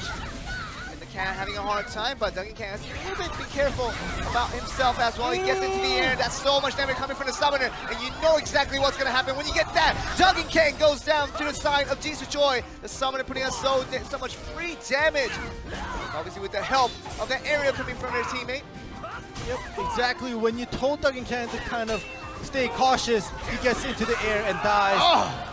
And this time around, Jae-jun Lee makes his move as well. Very nicely done. A 3-0 tag win there. And wow, Yang talked about their tag match being their strengths of the team. And really showing what that instance was there, because KKC looked extremely weaker when compared to Yang on that specific occasion. It just seems as if Nyang just needed that warm-up for that first round, so they did not care too much about losing the first round, and they kind of casually beat KCC out in the singles and in tags, and I want to focus on that deflect plus Sang-woo Kim. How he died out? Deleted. Yeah. Still again, so 50% health, so it's not quite 100%. So. Here, right now. Wow. So he jumps into that lightning draw of the Blade Master and that interfere coming in. They wanted to focus on Duggan Kang, but all the damage went into Sang-woo Kim, the player who interfered in next to the Destroyer, and he actually got deleted, keeping Duggan Kang alive. That Dragon Tongue just connecting so many stats onto their opponent every time. So Jae-jun Lee bringing out the Blade Master, which is considered non-meta, and Show that how strong it can be, especially with the help of the Summoner and the KFM doing a very good job there. Yeah, Jejun Lee pulling his weight with the Blade Master. A lot of people say that Blade Master is not meta, but the plays here, so flashy, a lot of damage, enough damage to get him that kill. See the fan of Yang Yang. Can't guarantee there are multiple fans of Yang Yang, but still, whatever it takes to get here, good to go here. Jisoo Choi are looking much, much better in this game 3. With a female player always trying to make their mark to the Blade and Soul scene. We see Min Jung-oh for multiple years, trying to make her mark as well, but this is going to be a time of Jisoo Choi. Can she make the impression that she can be a success here in Blade and Soul? But I think based on the performance of set 3, she's definitely on the right path to do so. Yeah, last year, since you mentioned Min Jung-oh, the Summoner player from SWAT or GFAM rather, we were thinking, you know, the first female Blade and Soul player to go into Worlds. That's what we were hoping for, but it did not happen. Let's see if Jisoo Choi will be able to be a success like you said. But if they want to be that successful team, that successful first female BNS player to have a chance to go to Worlds, they have to win this last set to go into the winner's bracket. It'll be very important. Season 1 results count so much towards your placement in World Championship. You want to win as many matches as you can, and it starts right here, this very first round of Season 1. Just means the same story for KKC. There's a lot of veterans in this lineup, mean that they're expected to do well, at least produce mediocre results, but losing out in the first round and going to the losers bracket will be definitely under the expectations. Oh, definitely, and especially for Duggan Kang, who's placed second place in the previous, well, not the previous, 3 years ago, wants to go into the Worlds to make a name for himself as well. Still got one more game that could be the last one. If Yang Yang gets another win, that will be the straw that is needed to get them up to the winner's bracket. Can they do it against KKC? Only one more game needed for this team to make themselves into the winner's bracket, while KKC will go down to the losers. So it's going to be important for KKC to fight back right here. We're going to find out what the result will be right on this game.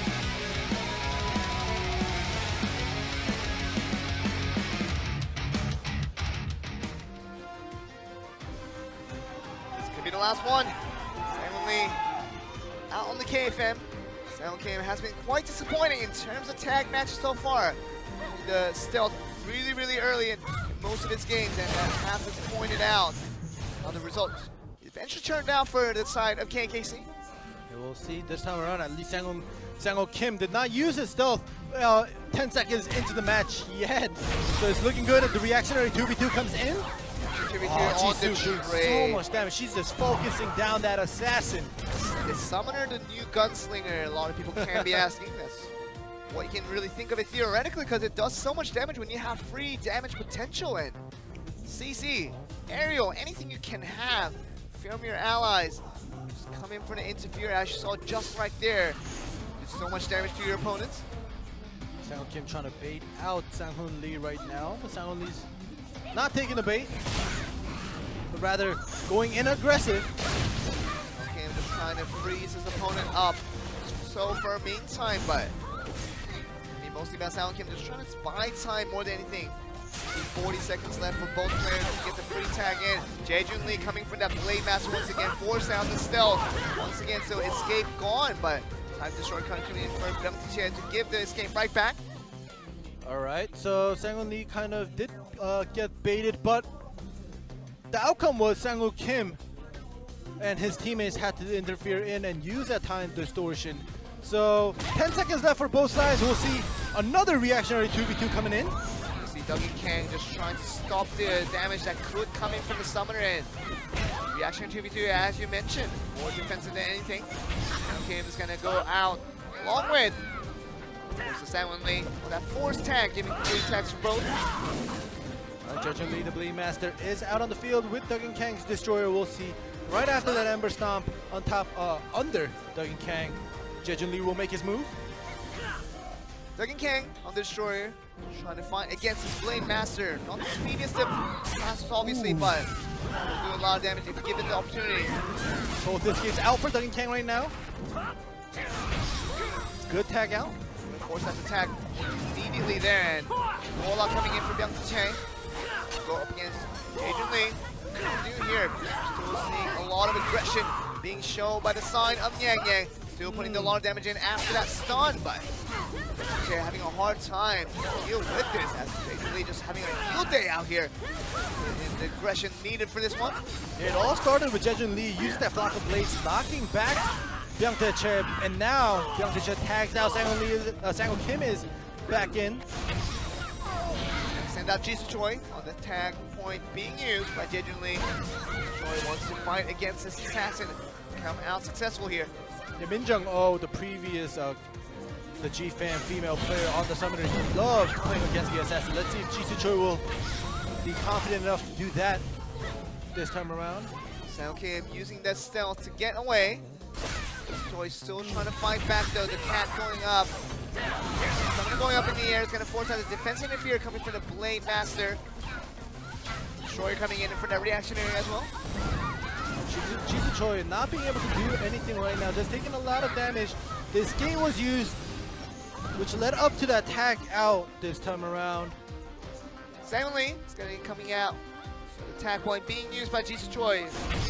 Sang-Ho Kim also going to not like this matchup as much and going to use his own tag point. Get Duggan Kang back into the game. And Sang-Ho Kim still has 3 interfere points, so maybe he just wants Duggan Kang to create an opportunity for him. Ooh, talked about a matchup being not under favor. KKC still having a hard time with the Destroyer going up against KFM and Sang-Ho Lee here. Rising Dragon and Jisoo comes in, tries to do some damage, but that defensive interfere comes in. Duggan Kang still taking the damage though. Iron Plating is going to save him for the ultimate there, but Kang's still up in the air, though, trying to do the damage needed there. Adrian Lee trying to finish him up, but it's going to go out on the tag, and Byung Tae-che is going to be back out on the field.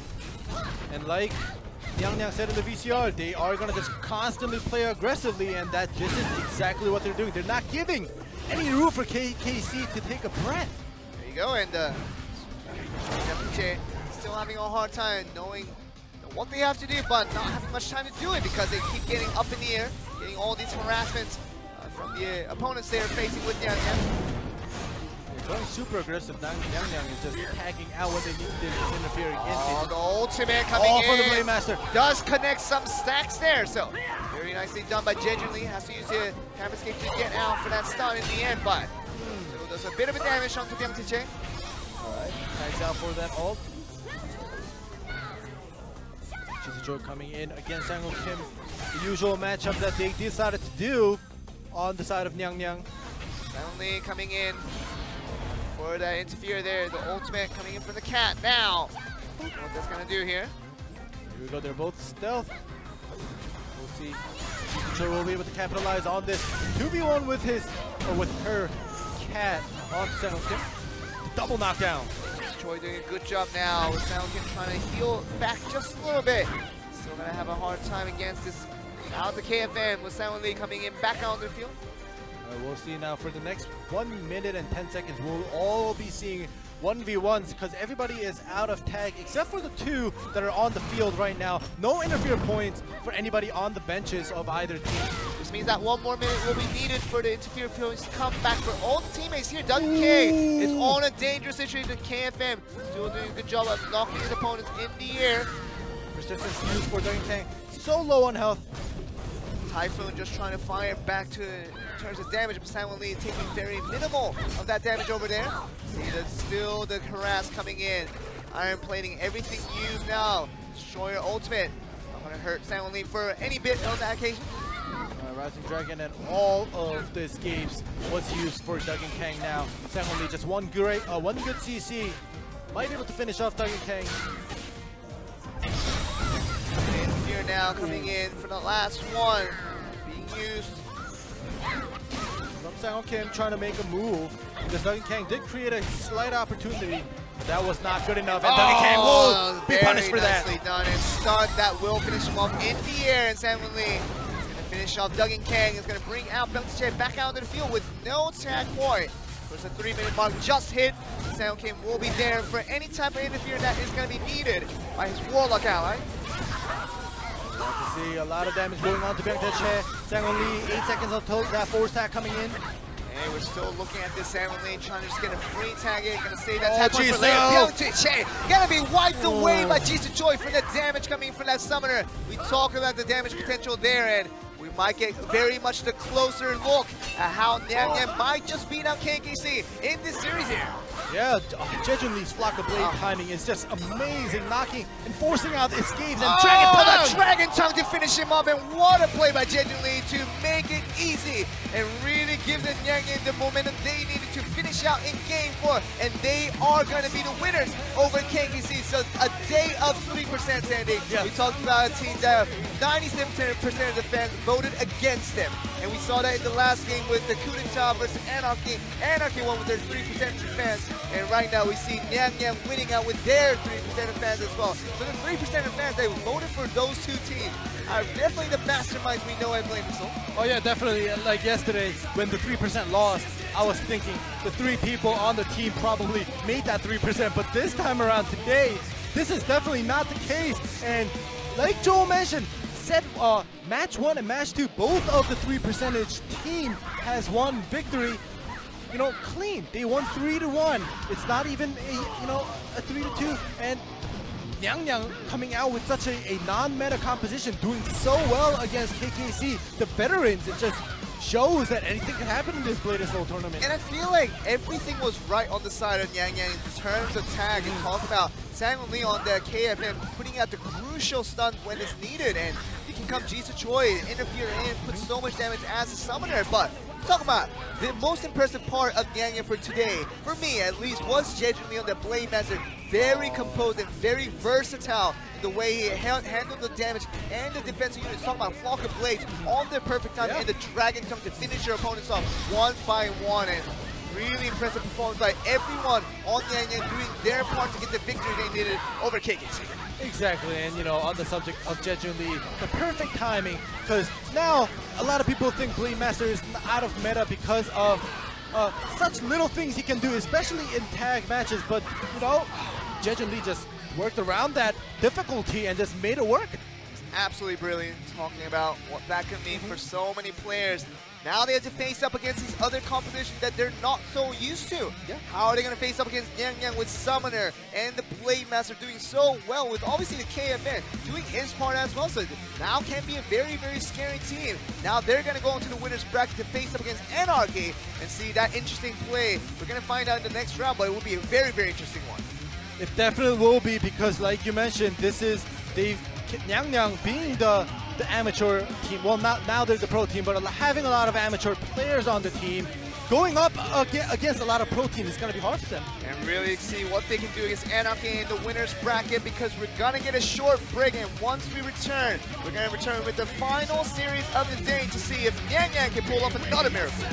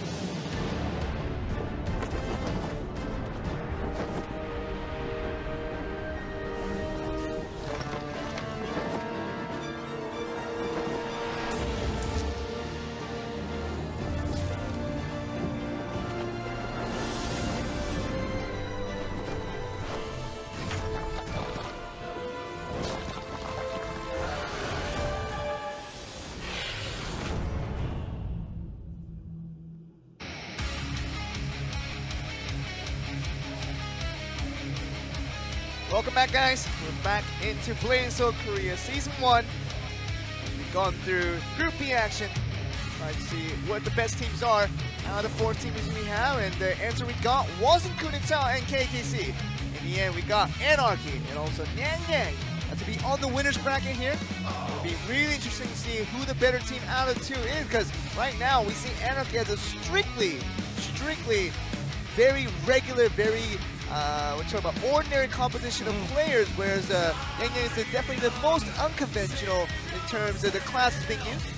Yeah, definitely, and as you see on the screen just now, the Team Anarchy, they are a very formidable, familiar faces in this Blade & Soul tournament. They have have not, performed too well, but they have not underperformed either. So let's see if this year Team Anarchy could make it up there and make a name for themselves, because they are definitely veterans, and they definitely deserve a name for themselves in this Blade and Soul tournament. And like you said, Joel, they are bringing out the old school composition, even with that Warlock added in by Ubicha. So this composition is not too surprising. However, in 2018 we did see a lot of gunners, or gunslingers rather, added onto this composition. But on the other hand, Yang Yang's composition is just out there. It's out of the box, and we'll have to see how they perform against this Team Anarchy. Also gonna be seeing KFM versus KFM in the tag environment. I'm talking about Silent Lee. See him right there. He's gonna be playing the KFM most likely in the tag environment. He's gonna be up against Youngmin Park, also a formidable KFM on his own end. So in that tag match, I get to see a KFM mirror match. It's very exciting. That's very rare to see nowadays in the current trend of Blade and Soul. Yeah, definitely. And as we saw, Jisoo Choi pulling her own weight as the summoner, and especially in tag matches, coming in at the perfect time, at the right time, to just get in that damage while her teammates provided those opportunities for her. Also see Jejin Lee doing very well on the Blade Master. I took a brief moment after during that break to just tell him congrats for such a good performance that he did. And really important for this guy as the most unconventional Blade Master to really pull his own weight, like you always say. I think it's really important he can do that, and definitely pulled off more than his own weight in that last encounter. Really showing off what a Blade Master can do if played correctly. This unconventional composition of Summoner, Blade Master, and the KFM.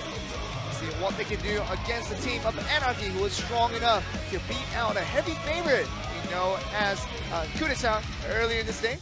Yeah, and Jejin Lee, the Blade Master, performed very well, and we gave him a thumbs up during that break time, and he was so happy to see that his plays were acknowledged by at least us. So let's hope that he shows us an exciting match once again against Anarchy, the winner of the first match. Really important here, because Anarchy wasn't really expected to beat out Kaneta. Yeah. It did in 3-2 fashion. It really was a close one for them to get to this winner's bracket. So beat out a very strong kind of opponents now. It's something that we really didn't think about, because Yang Yang didn't come into today's game looking like they were the favorites to go in, but they showed very good performance for all three players, doing very, very well. So we're back to us supposedly. So I think there's a little bit of delay heading into this games here. Of course, we want to settle everything and take care of everything before we get into the matches themselves. So just give us a bit of a moment, and we'll probably settle all the things in time to get ready to get into the matches here. Yeah, the first two matches were smoothly ran, and yesterday we did have that slight delay as well, but it was fixed within 5 to 10 minutes. Not even 10 minutes, probably 5 minutes. So today it probably won't be too long before the problems are fixed. And you see here we have a keyboard issue, so this is going to be fixed pretty fast, because it's not the computer, it's not the PC issue where it shuts down, or maybe something wrong with the client for the players to join. But the keyboard issues are easy to fix, so let's hope that this will be resolved quickly so we can get on with this winner's bracket. What we all want is just a quick progression into the game, so we can see who the better team is between Anarchy and, of course, Nyang Yang. We talked about this earlier. Nyang Yang is just it's a sound kind of being just kind of pronounced here in Korean. Just basically, it's meow meow. It's basically meow meow, just a cat sound. We call it Nyang Yang instead. So it's really important for what they did, and then we do get a confirmation that it might take a little bit longer than expected. So we're gonna have a little bit of podcast time with good old Any Life and Joel, and really important to see what they can do. Because I'm excited, because I really expected that KKC, along with Kudeta, will be making up to the winner's bracket, and we get to see maybe Kudeta coming out on top. That was kind of the prepared story for my part, thinking what I thought of Group B, but it's been everything that's been turned on our heads here, because we talk about the two underdogs heading in here, beating out their opponents to get to the winner's bracket, and we see Nyang Yang also with KKC not coming in, and they're going to be here joining by Anarchy. And really interesting stuff to see, who the better team is now out of Group B, because Group A was a little bit expected. Obviously, talking about GC Busan Red, GC Busan Blue. We knew that was going to be the battle of those two teams in the end, and that was the case. Winners bracket did go over to GC Busan Red, who did have a strong roster, seemingly like the better team all around. But we're going to see this Group B and see how it ends up. Yeah, like you mentioned in Group A, the fan base predictions actually came true. However, today in Group B, the two teams that got the 3%, the underdogs, like you mentioned before, both of them, not just one, but both of the teams who got only 3% fan votes, have won and come up to this winners bracket. Now, right now, after this issue is fixed, we're going to see the two 3%ers. Which of the 3% is going to be the stronger 3%? We'll have to see about that, because the winner of this 3%, battle is going to be basically, they're just going to prove that 3 is just a number for all of us. It's a number for a lot of us, really. Well, it is a number. But. Yeah, it really is. But, talking about KKC, I mean, I thought that this veteran team would have done better against a relatively rookie team, talking about, Jisoo Choi on the line. She was an amateur coming in from the Clan War just a few months back, and now she's in the pro scene along with Sang-Won Lee, who hasn't made too much of an appearance himself. I think Jaejun Lee was on the Blade Master, was kind of the only person in 2017 who's played a little more consistently in the pro scene. So I think of a less experienced team that probably equals out to less stage performance that probably will end up in more losses than 9. But KKC, with so much experience on hand, didn't have what it took to win out all the matches and lost in 3-1 fashion. Really unexpected there. It just means that Nyangyang, this new team that with new players, we can expect a lot of them in the future here. Yeah, exactly. And, KKC versus Nyangyang, we saw Sang-Won Lee playing the KFM during tag, but for that singles, when he beat Sang-Won Kim, the online god assassin, that just proves that Sang-Won Lee on the assassin is still not rusty enough to lose to Sang-Won Kim. Because Sang-Won Kim, he is the online god. When you're playing at home, he may be the god, he may be the undefeated assassin, but whenever he comes to this offline stage, and you can see during the camera, he is very, I don't know if he's nervous or what's going on with him, but he's so still, he doesn't smile, he doesn't even shake. It just feels that he's that nervous that he doesn't even shake. Like sometimes when you get nervous, you stutter, like I am doing right now, and you shake your hand or whatever, but Sang-Won Kim is just, it looked like he's a picture. And that's how nervous he is. And that's how I feel how nervous he is. I get that feels. I mean, you talk about picture. It was the best of pictures for Sang-Won Kim, obviously. Not winning out. Of course, expected to win out. Of course, 97% of people right here in the stage, they came in to vote in to see who their winning team would have been. And just we thought it would have been KKC along with the fans as well. But that 3% proved us wrong once again.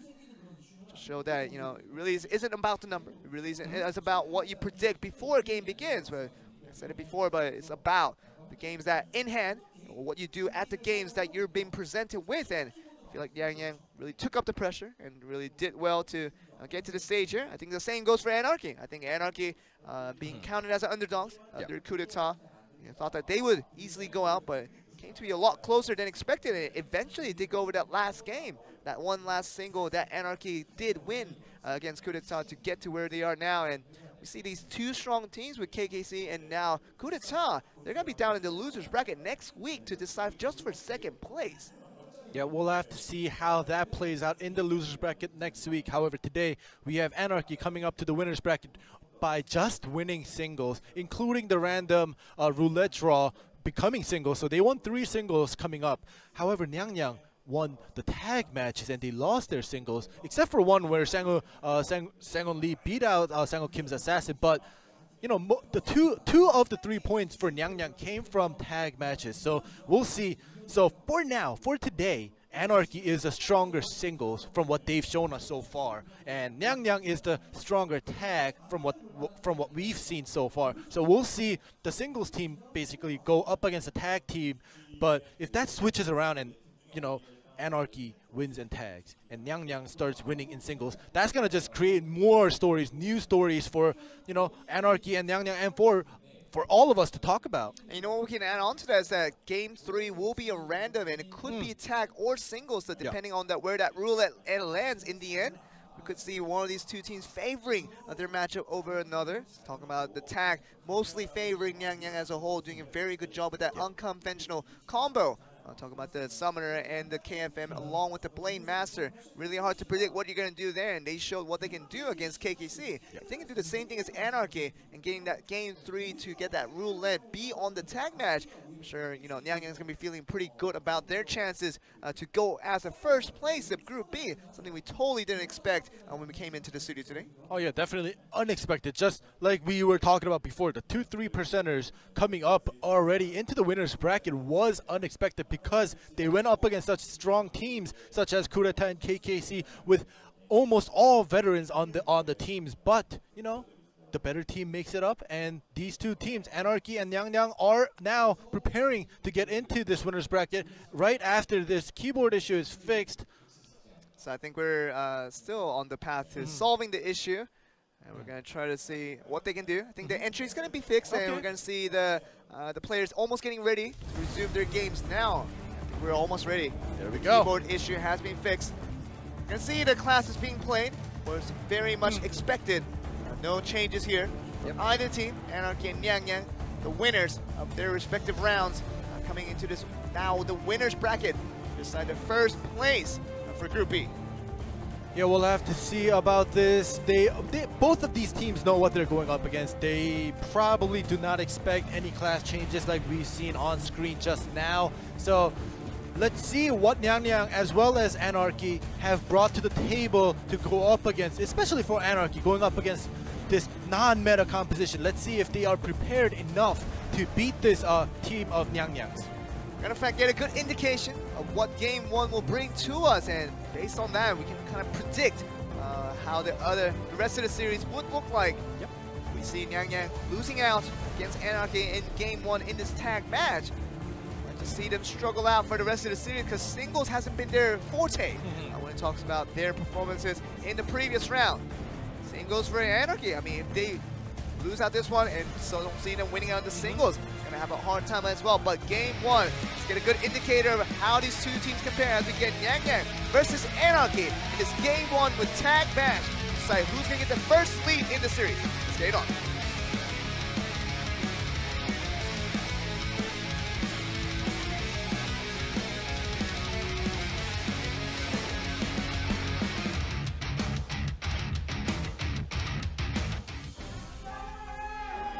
Finally begin the game between Anarchy and also Nyang. See what these two teams can bring. Obviously, defensive interfere really early in this game from the red side here. Yep, Youngmin Park is making a statement saying there's only room for one KFM in this tournament. It's so rare to see a KFM mirror, but here we have it. A rare occasion indeed, and we're down here to enjoy it first out. The stun coming through. The landing. Use that escape Samuelin to just get out of there. Alright, the perfect trade for both sides. However, that interfere coming in. Very nicely done by Woo Bin Cha, coming in to just provide the time distortion, but gets damage along with that as well. Great Dancer with the lightning draw, so much damage, and wow, now what a way to start off the game here as this tag begins off in a flute with Samuelin dying out with all the resources still at hand. Yeah, Piano Kim coming in with the Blade Dancer into the lightning draw, just doing that burst damage with Youngmin Park was just amazing. Able to delete Sang-On-Lee. She's Choi up in the air once again. Is she gonna face the same fate that Sang-On-Lee faced just a little bit earlier? Already going in this year, the Warlock putting up in the chain, putting out lots of damage, but it's real spot Jae-Jin Lee trying to survive, trying to save his teammate, but again, another interfere coming through, and will be attacked now over to Jae-Jin Lee. Jisoo Choi going down so low. That trade didn't go on her side. Yeah, Piano Kim just coming in at the perfect time, and Jisoo another attack. Alright, did he fat finger that? Because Jae-Jin Lee does not have any interferes, so there was no reason for him to tag out just yet. It was literally 10 seconds after he was tagged in. Just goes back to the fact that we're gonna see Jisoo Choi. This is very much expected now because she went down away because she didn't have the escape. She had very low health, and Jae-Jin had to really just stick in there, try to buy some time, but tagging it basically 10 seconds after he came in. was kind of a mistake there. He's going to suffer the consequences now, and with that last one going down, lightning draw for the stylish finish there. You see a relatively easy win now for this game one for Anarchy. Yeah, Jejun tagging back out and forcing Jisoo back in. It almost seemed as if it could have been a fat finger, or even if there was a bug, like I would believe it, because that was such an unexpected play coming from a pro player, especially from Nyang Nyang, who played so well against KKC during their tag match. They are talking it through though, you know, of exactly what happened there, because it was an unexpected cause of events. We do understand, you know, silently going down with so much damage on their hands. Yeah, right here. This is fine, but I mean, this can happen in a normal match, and we talk about continue to be on shackles and the lightning draw. You can't just get out of that without the escape, and that made a lot of sense. But this was the one that was a little more confusing with Jin's Choi. So you're gonna see her tag out after taking so much damage. It makes a lot of sense there, but Jejun Lee just tags right back out. That's the biggest question that we wanted to ask there. Yeah, actually the tag out of Jejun Lee just was skipped. So you see right now, currently, this is already after the fact. Jejun Lee is out there, well, he's tagged in now, but he had 0 interfere. So if he hadn't interfered, it would have kind of made sense for him to tag out to help out Jisoo Lee and support her with the flock of blades. But he had no interfere, he tagged out, forced Jisoo Choi back on the field with roughly 25 to 30% health, just got her killed right after she got on the field. It was very unnecessary. Even if he had to interfere, I think that still would have been a really heavy investment towards how much you can get out of that just tagging out 10 seconds in. And you always want to save your tag points early in the game, and I would just have to admit that, you know, this might have been a mistake from the side of Nyang Nyang, who did obviously lose out in this first set here. Talk about what this means for a tag-oriented team like Nyang Nyang. Needed this first win there, but loses out against Anarchy, so now going to the singles, which they haven't done so well in their previous round. See if they can pull through the difficulties and tries to get a very good win. It start a comeback right here by Anarchy, and feel very good about their situation now and just kind of push forward. Trying to get through the quick win here on the series. Yeah, we'll have to see how and what the outcome will be of this second matchup, but there we go. We do have that Piano Kim on that Blade Master and Sang-Woo Lee on the Assassin. Sang-Woo Lee performed very well in the singles, beating out Sang-Woo Kim from KKC. So we'll see if he's able to do that again against Piano Kim, who performed so well in this match 1 just now. Piano Kim, very much a blade dancer who's been around the game for a very long time. Sang-Woo Lee, relatively a new face when it comes to his brief performances in 2017, now leading up to 2018. Show what he can do on the Assassin. He has impressed us at times. See what he can do against the side of the Blade Dancer. Can he get a win back for his team? That's going to be an important question we're going to answer, because we're going to get the match between Nyang Nyang and Anarchy for this game 2 for the single. We're going to get the Blade Dancer versus the Assassin. Let's see who's going to find out. Let's see who's going to win.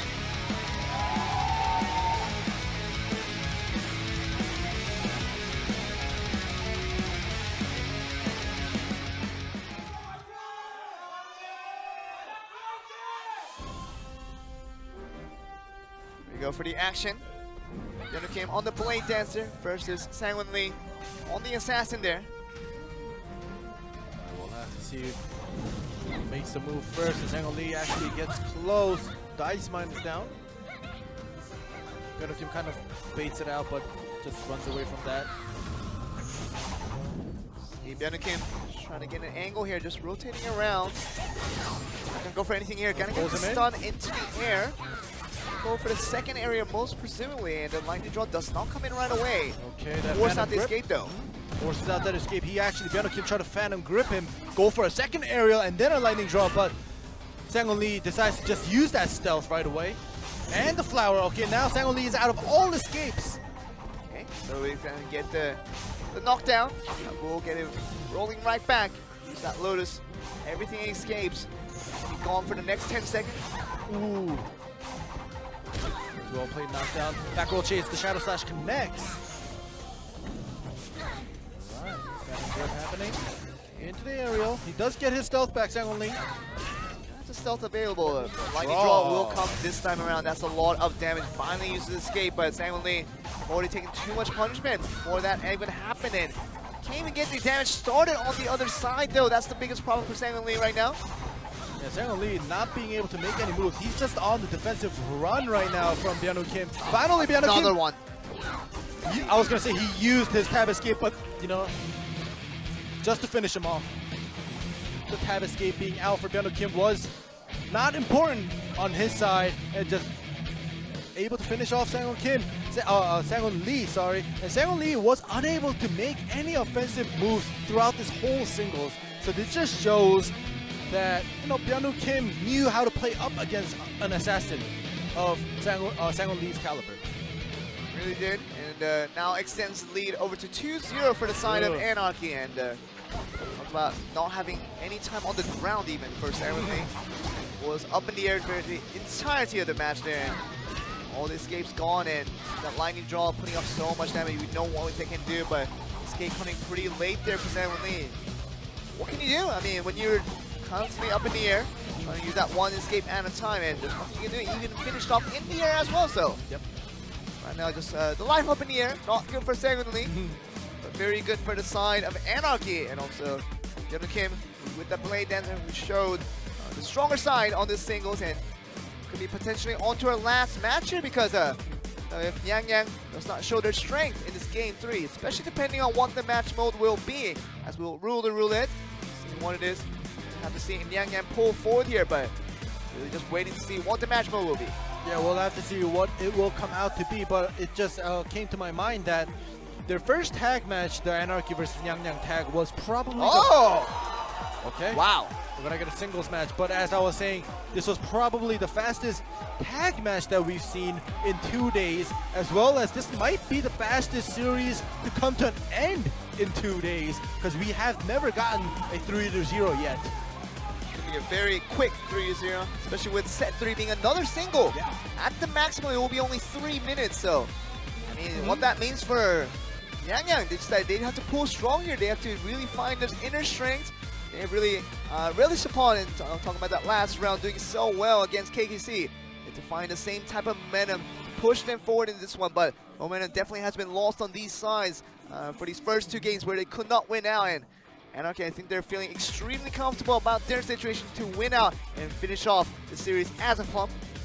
We might just might see a KFM versus KFM, but I just remembered that Sang-won Lee came out with the assassin, so unfortunately it's not going to be possible, but Jaejun Lee's going to come out. Youngmin Park versus Jaejun Lee here, so it's going to be KFM versus Blade Master. Jaejun Lee played really, really well. Talking about their performance, especially in the last round, even during the tags, doing so well. But we're going to get the KFM of Youngmin Park, much better veteran of this caliber, showing what he can do very, very well as well. So it's going to be up to Jaejun Lee. Can he keep his team in the game? Can he keep his team from really going down? That's the question we're going to be answering right here. Yeah, we'll have to see, like you said, if Jaejun Lee will keep his team in the game, because if he loses this, it is all over for Yang Yang and they go down to the loser bracket. And last chance for Yang Yang now to go up against Anarchy to pull strong in this match here. If they lose one more, they're going to be out of this winner's bracket. We're going to see Anarchy go up in Group B first place. So we're going to find out what's going to happen. Let's get into the match.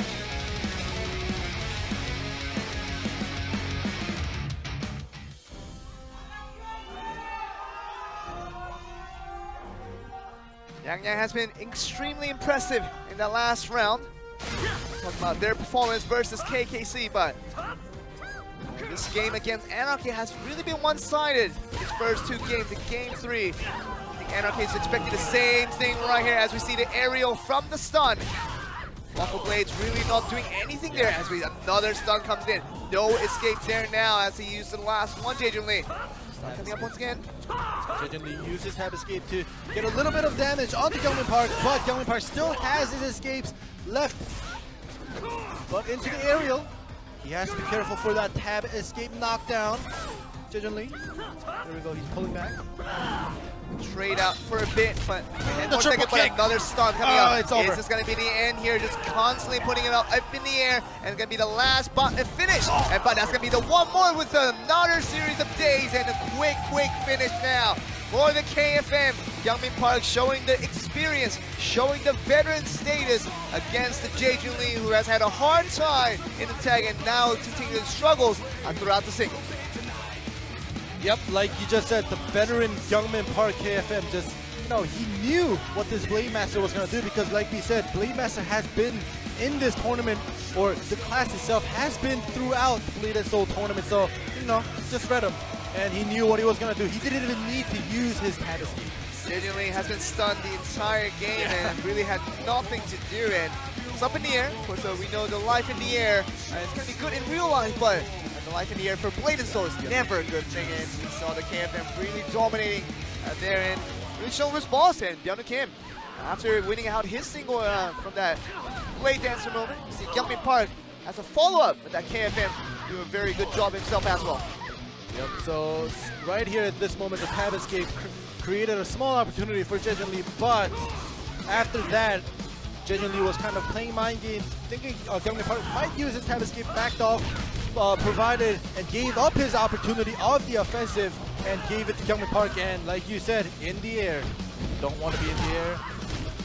And Jejun just Youngmin Park clean win against Jejun. See the applause coming from the fans who really wanted to see the KFM from Youngmin Park pull off the goods, and did they really? Talking about Anarchy pulling up the upset against Coup d'etat in a 3-2 format.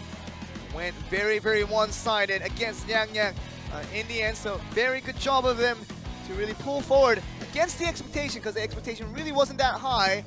Talking about their performance expected in today's Group B action. It was really mostly about Coup d'etat. How far can they get with the super rookie, with the gunslinger, with Byung and Jun? Really wasn't the case, as Anarchy really crushed their hopes from the get-go. And we're going to see how far can Anarchy get now in first place of Group B. Yeah, exactly. And I kind of wanted to mention this before, but I wanted to see the result of Anarchy versus Nyang Nyang, and now I can finally talk about that as you guys see on the screen of the next matchups. But let me continue. Anarchy now has gone up against a composition that had a gunslinger, and they were able to defeat them. And now they have gone up against Nyang Nyang, who came out with the unconventional composition, and they were able to defeat them. So now they have experience on both sides, and that just proves that Anarchy will be able to kind of provide themselves with information and experience to go on further.